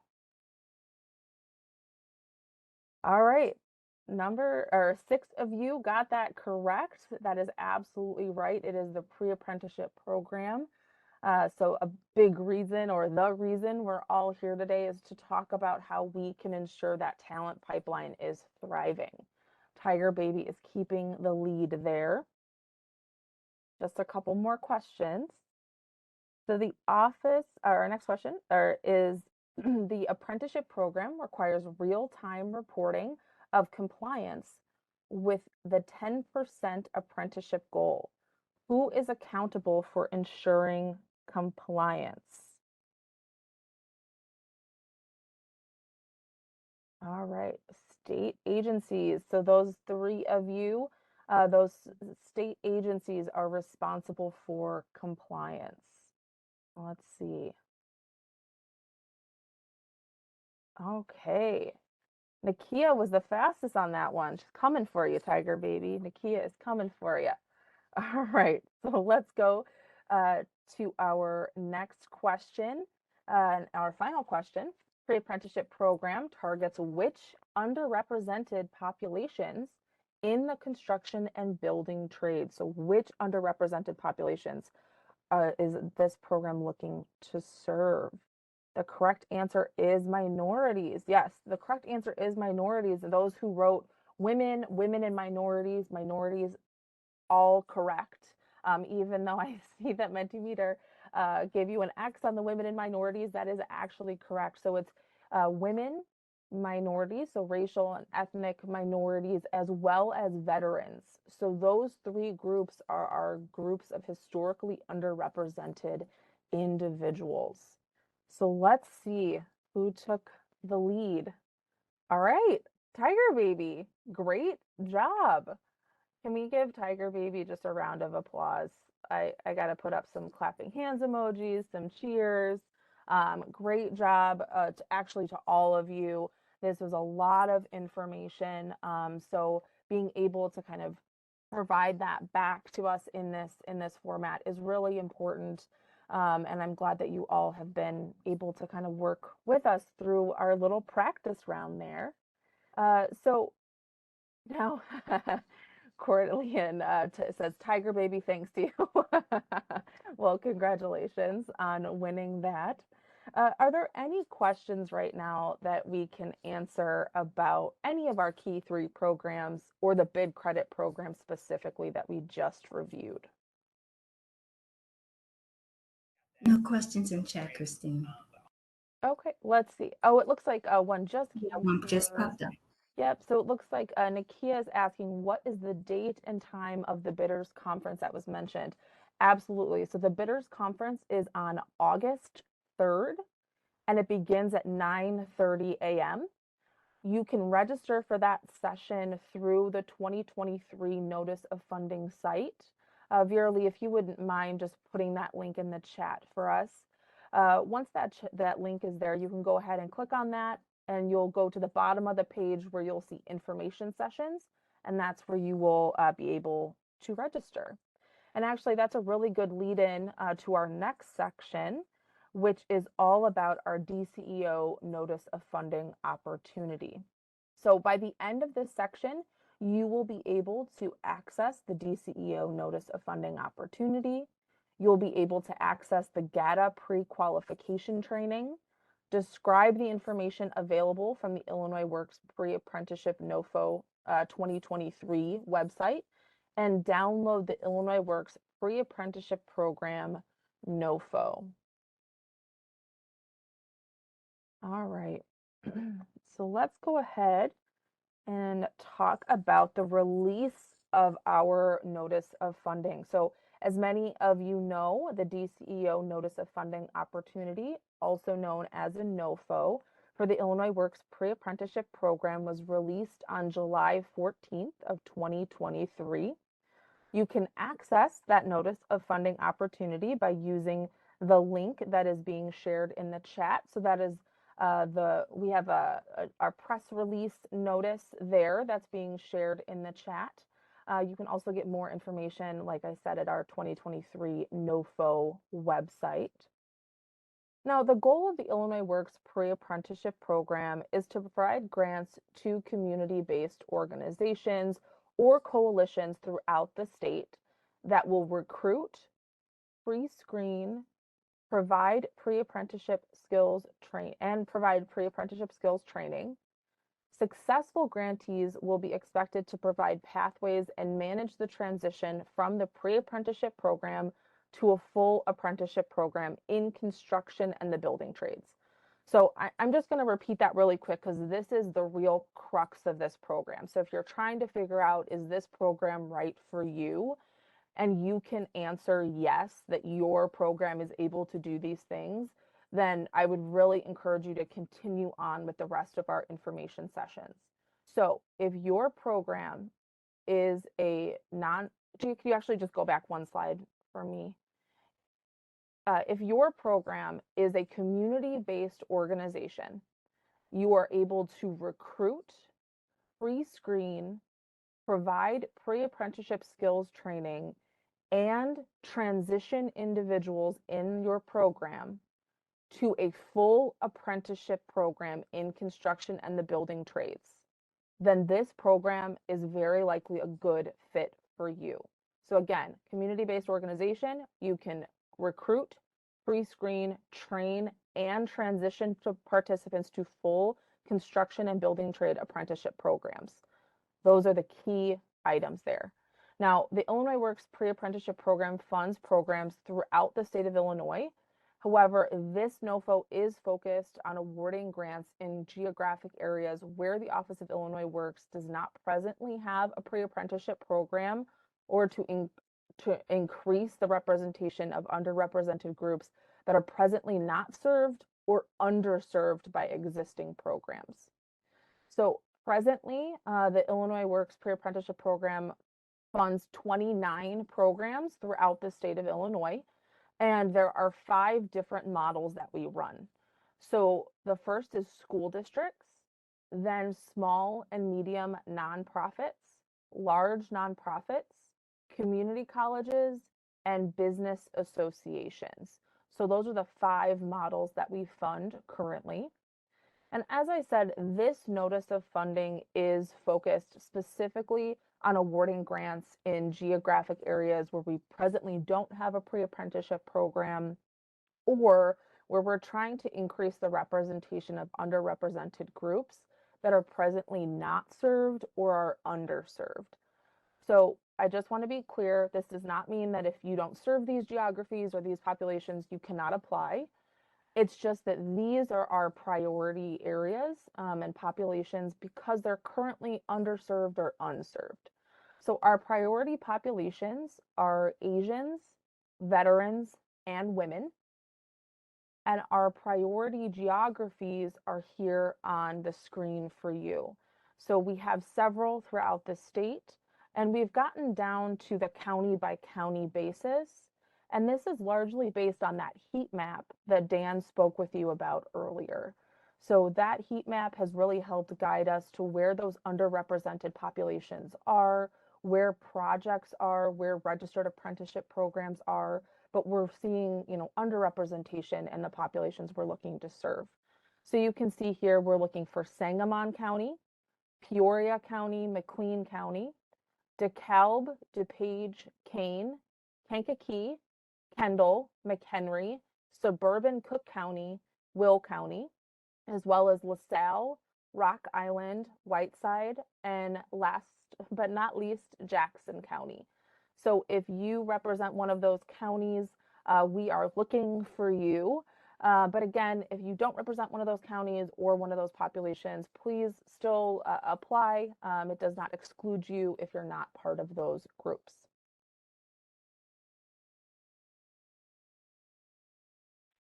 Now, Illinois Works is also seeking to increase our recruitment and training and transition for those populations. We are planning to fund up to 20 new grantees to join our renewal grantees. So that will bring our network up to 40 to 45 providers, which will serve over 1,800 Illinois residents. So again, up to 20 grants this cycle. New grantees can be experienced or inexperienced providers, large or small, as long as your organization has the ability to reach the underrepresented populations and can effectively serve them. So very important. Now, here on the screen, we have some application criteria. So any experienced and new providers, actually, Gia, if you could just pop back one slide for me. Thank you so much. So experienced and new providers, this NOFO will consider organizations that have experience and a trajectory delivering construction pre-apprenticeship and other construction training programs. Applicants that have not operated a pre-apprenticeship program but have experience serving underrepresented populations are also encouraged to apply in partnership with other relevant organizations that have experience in effective design and delivery of required services. So if you're experienced, great. If you partner with someone who's experienced, even if you're a little bit less experienced, also great. We're really looking to expand this network and bring in players that haven't necessarily always been able to be at the table. Now, we also are welcoming existing Illinois Works grantees. If you are an existing Illinois Works grantee, I think we have at least one on the call. Your organizations are welcome to submit an application in response to this notice of funding, as long as you're proposing to serve an alternate geographic area or an alternate economic development region beyond the one that is currently being served. So just something to keep in mind if you're an existing Illinois Works grantee. Now let's talk about GATA pre-qualification. So the first step in this whole process of applying is to go through your GATA pre-qualification. So GATA stands for Grant Accountability and Transparency Act. We will often refer to it as GATA pre-qualification. You'll see that in most places. So when you see that, that's exactly what we're talking about.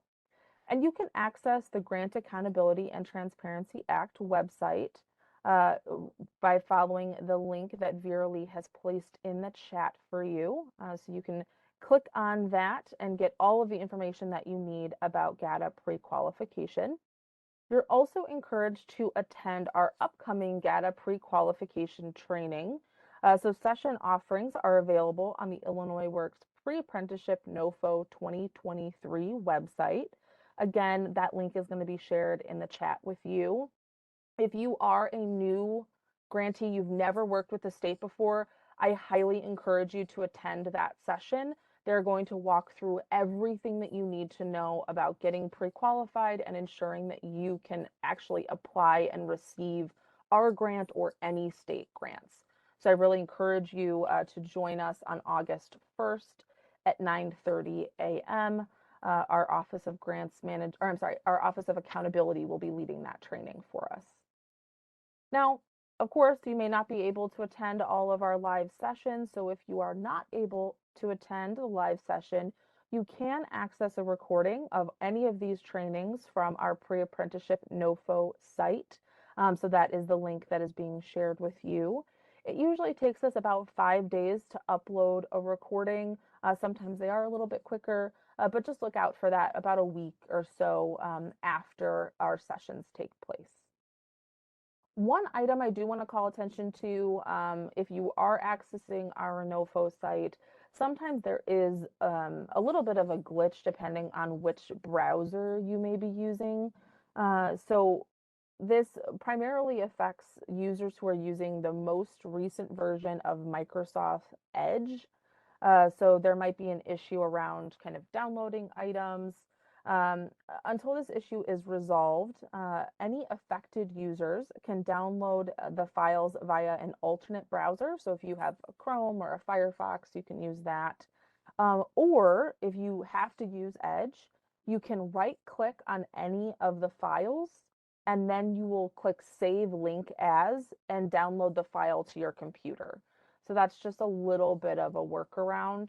So the suggestions are use an alternate browser, Chrome, Firefox, Safari, all of those work really well. Or you'll just right click on the link and download it straight into your computer. So those are the two options there. Now, everything on that site is designed to make you successful in this process. So I just want to walk through really quickly kind of what's available on our website. So in addition to that data pre-qualification training, you will see all of the information that you need, all of the training information that you need as well. Again, that link was provided by Vera in the chat. But just to kind of run through what's available on the website for you, it provides a program background of the program design, frequently asked questions, NOFO materials, funding information, submission details, award timeline, resources, and information sessions.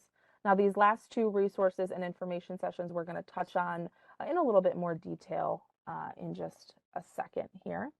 I also want to call attention that the top bar of the website, you will also be provided with information regarding English and Spanish translation, as well as partners. So partners is where you can find a whole host of information about all of the partners that work with Illinois WorkNet, which also offer all the different programs that run primarily through the state of Illinois. So if you're looking for other programs, that is a good place to find those.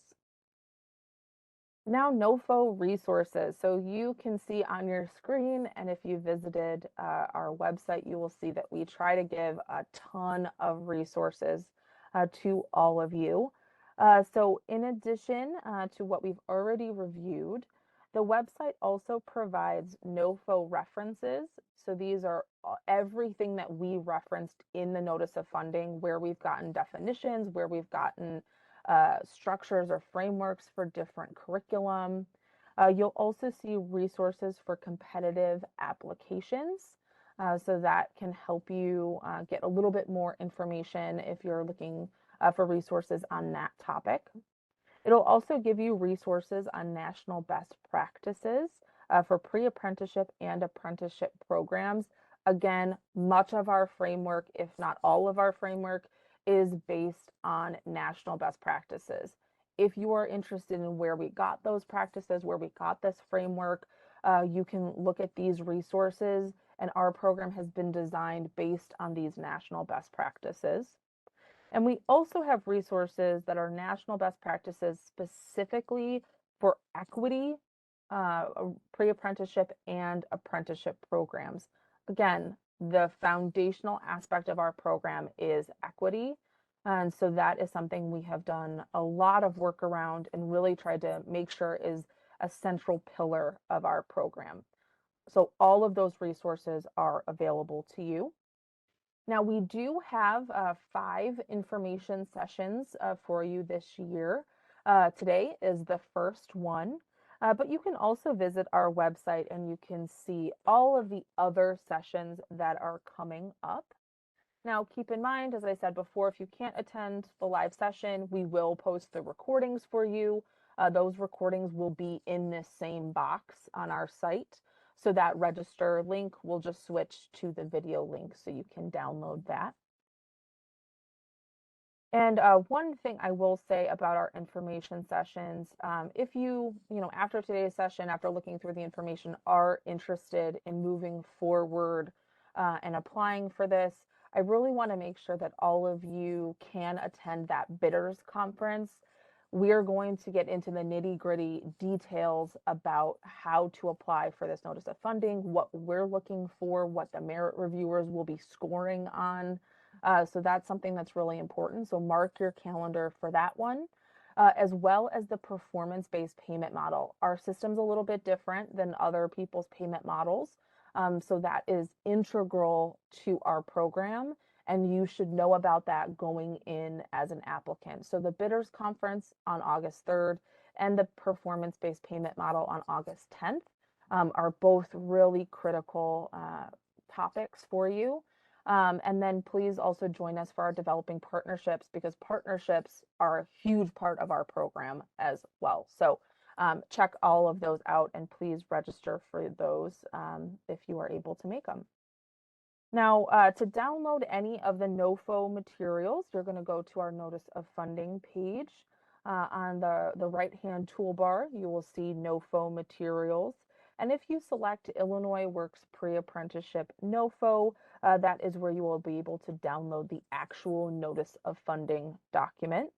And then everything else that's available for you in this section are required documents that must be submitted with your application. So the uniform application, the budget template, the conflict of interest, mandatory disclosure, and then we have 4 attachments that we need completed as part of your application. So read through the NOFO and then also know this is where you'll get all of those NOFO documents that you need to apply with. Now we are going to go through one more practice round.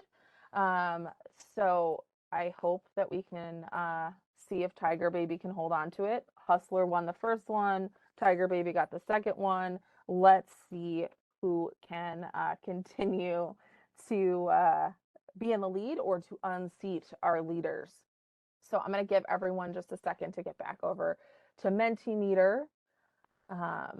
I can feel that some of you are getting very competitive, which I love because I am also very competitive, even on little fun things like this. So please go ahead and join us for our next practice round. It looks like we have maybe 5 of you who have joined.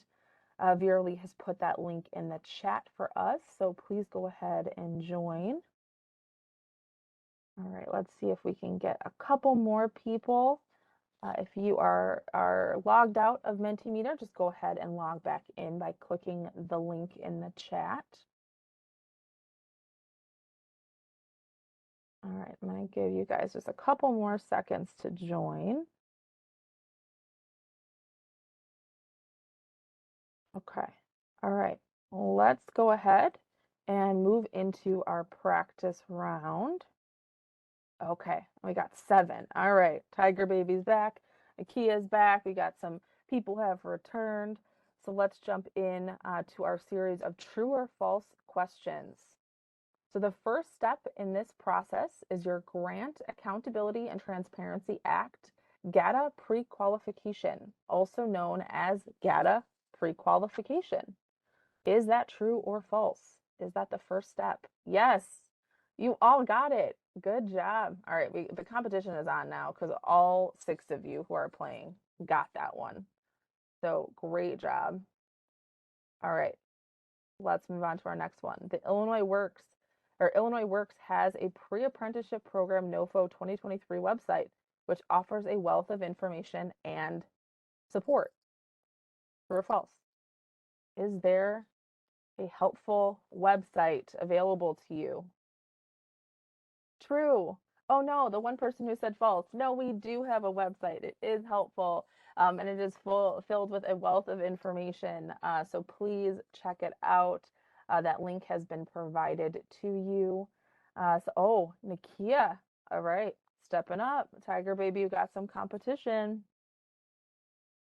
All right, so up next, the Illinois Works pre-apprenticeship program NOFO 2023 website provides an assessment that tells you the probability of getting funded. True or false? Does the website give you an assessment that tells you the probability of getting funded? False. Yes, there is not an assessment that will tell you that, but we do have criteria in the funding, the NOFO, the Notice of Funding Opportunity, that will walk you through the criteria the merit reviewers are going to be using. So make sure to read that NOFO. Nakia, Croc, Tiger Baby, what's happening? You're dropping down here. Step it up. We got to get faster on these. All right, you guys ready? Here we go. The next one is you can register for an upcoming training session under, is it additional resources, funding information, or informational sessions? Where can you register for those trainings? Information sessions. That is correct. So the three of you who went there, that is accurate, is under the information sessions. So let's see. Is Nakia stealing the lead? She is. Great job. All right. So next we have, if I have any questions about the NOFO or Illinois Works, I can send a communication to ceo.illinoisworks@illinois.gov. True or false?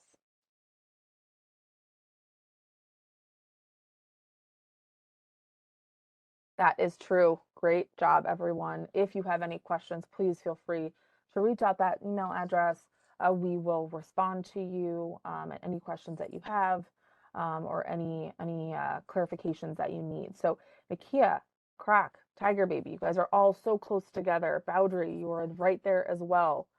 So we are on our last question. Let's see who can close this one out. All right, final question. If I need information relevant to the NOFO or a copy of the NOFO, I can find it on the following DCEO website. So again, if I need information relevant to the NOFO or a copy of the NOFO, I can find it on the following DCEO website. This one's a little bit challenging. Can you find it at that website? True or false? It is false. Our NOFO is not on the general DCEO website. There's a little bit of a trick question. Unsure, false. Yes, you can find our NOFO on the Illinois Works Pre-Apprenticeship NOFO page. I'm going to ask Verily just to throw that link in our chat one more time, just to make sure that you all have that. And Nakia, you are our winner. Congratulations. You were in the top for, I think, all 3 rounds. So good job on that.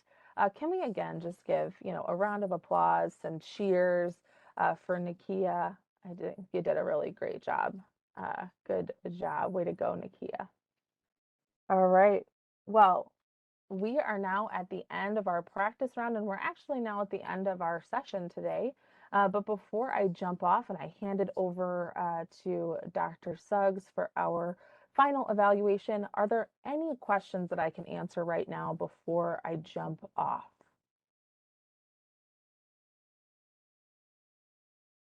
All right. No questions in the chat, Christine. Okay, great. Thank you, Verily. Well, I thank you all for attending today, and I'm going to go ahead and hand it off to Dr. Suggs to do our evaluation.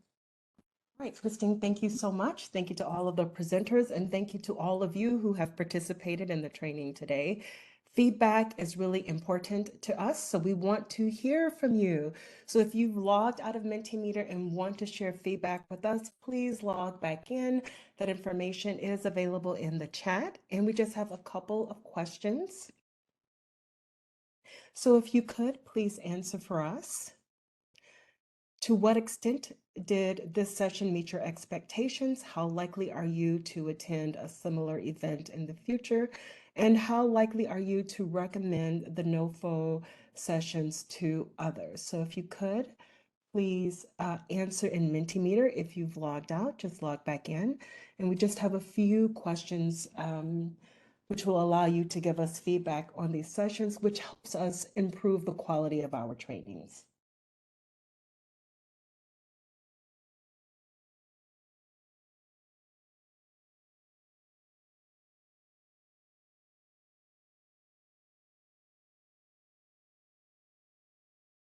Thank you for your responses. Others? Awesome.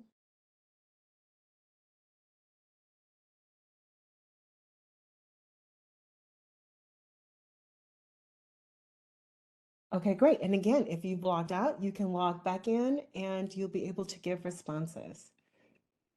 The second question, this course was relevant to what I wanted to learn about this subject matter.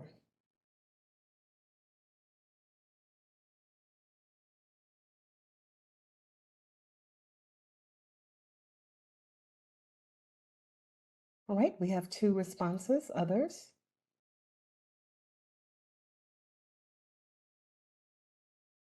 Awesome, thank you. Thank you.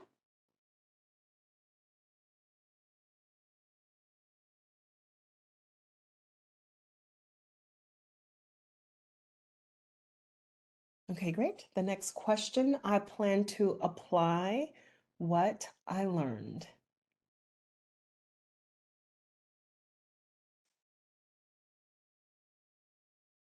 Thank you. Thank you.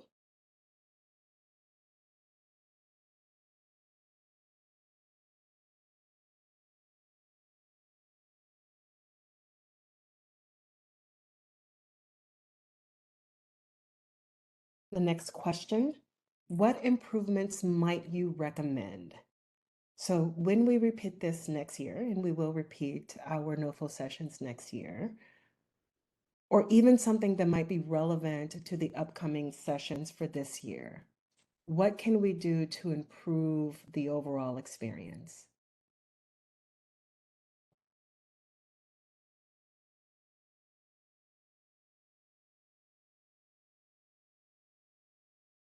Okay, thank you. Others?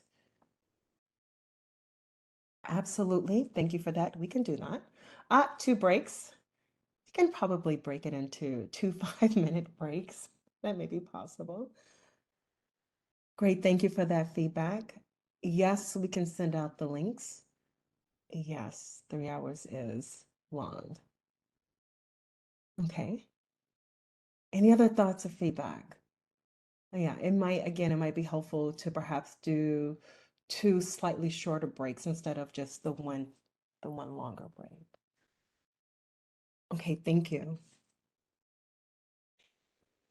So what did you find effective? If we make changes moving forward, is there anything in particular we should keep that you don't think we should change or alter in any way?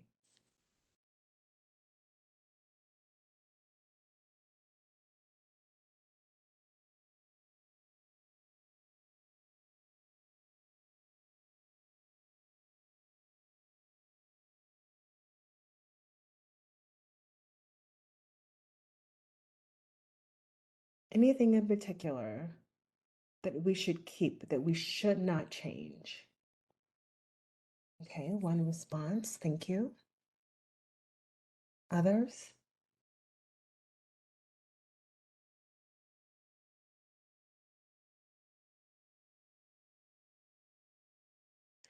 The interaction. Okay, great. Thank you for that feedback.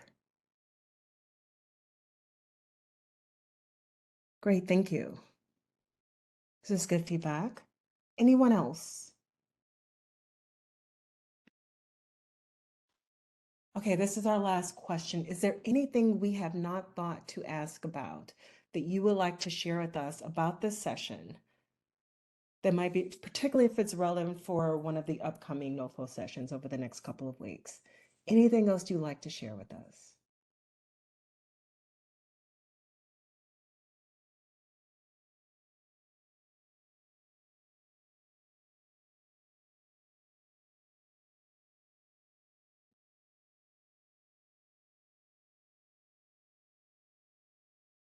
Okay, thank you. Great, thank you so much. While we do have respondents, there is a question in the chat, so I want to open this to any of our presenters, Christine, Dan, Dr. Ruano. To qualify for the grant, does an organization have to be enrolled in a certain certification program? Yeah, I can field that one. So, Corey, I just want to make sure that I am answering this correctly. So if not, just let me know. But there is no requirement that your organization is enrolled in a certain certification program. We do have requirements of what certifications are offered. So your program would need to be accredited with that certifying body. So those include Trades Futures, MC3, NCCER, and then or ICCB, so the Illinois Community College Board. So you would need to offer one of those three curriculums, and then also either internally or through a training partner offer OSHA 10 and first aid CPR. So if that didn't answer your question, just let us know. You can feel free to unmute or put it in the chat, but I believe that's what you were asking. Great, thank you, Christine. And there's actually another question here that I want to open to one of our presenters to respond to. What have previous attendees done to get awarded? Best practices or highlights? I do want to just call back to our priority regions, our target audience, but I also want to open it up to one of the primary presenters today to further elaborate on that. Yeah, I can jump in again. So what previous awardees have done to get the award? So there's a couple of pieces of advice that I would give you is make sure that all of your documents align. So like I said, in my section, you're going to have your application, your narrative piece, and then there are also 4 attachments. So please just make sure that that narrative is also matching everything that's on those attachments. So for example, if your narrative says you're going to serve 20 people, those attachments should also represent that 20 people will be served. If you're stating that you are going to offer 200 hours of curriculum, but your curriculum attachment says 100 hours, there just needs to be alignment in those. And then I would also suggest in the notice of funding, there is a section that very specifically outlines what the merit reviewers will be scoring on. So go ahead and look at that section because it actually breaks down the literal scoring of what percentage each aspect uh, of of your narrative, your application is going to kind of hold different weights. So it's things like your applicant capacity, your kind of ability to run the program, just take a look at that section because it's really going to guide you on what are the pieces the merit reviewers are going to be looking for. And that's really that merit review is the key to kind of moving forward in that funding process. I don't know if Norman, if you had any other best practices or things you'd like to offer.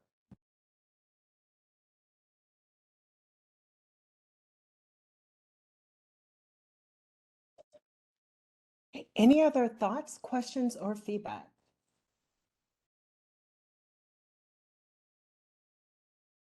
All right, if there is nothing else, thank you so much. We appreciate you joining us today. And the recording for this will be available on the NOFO site. And have a great afternoon.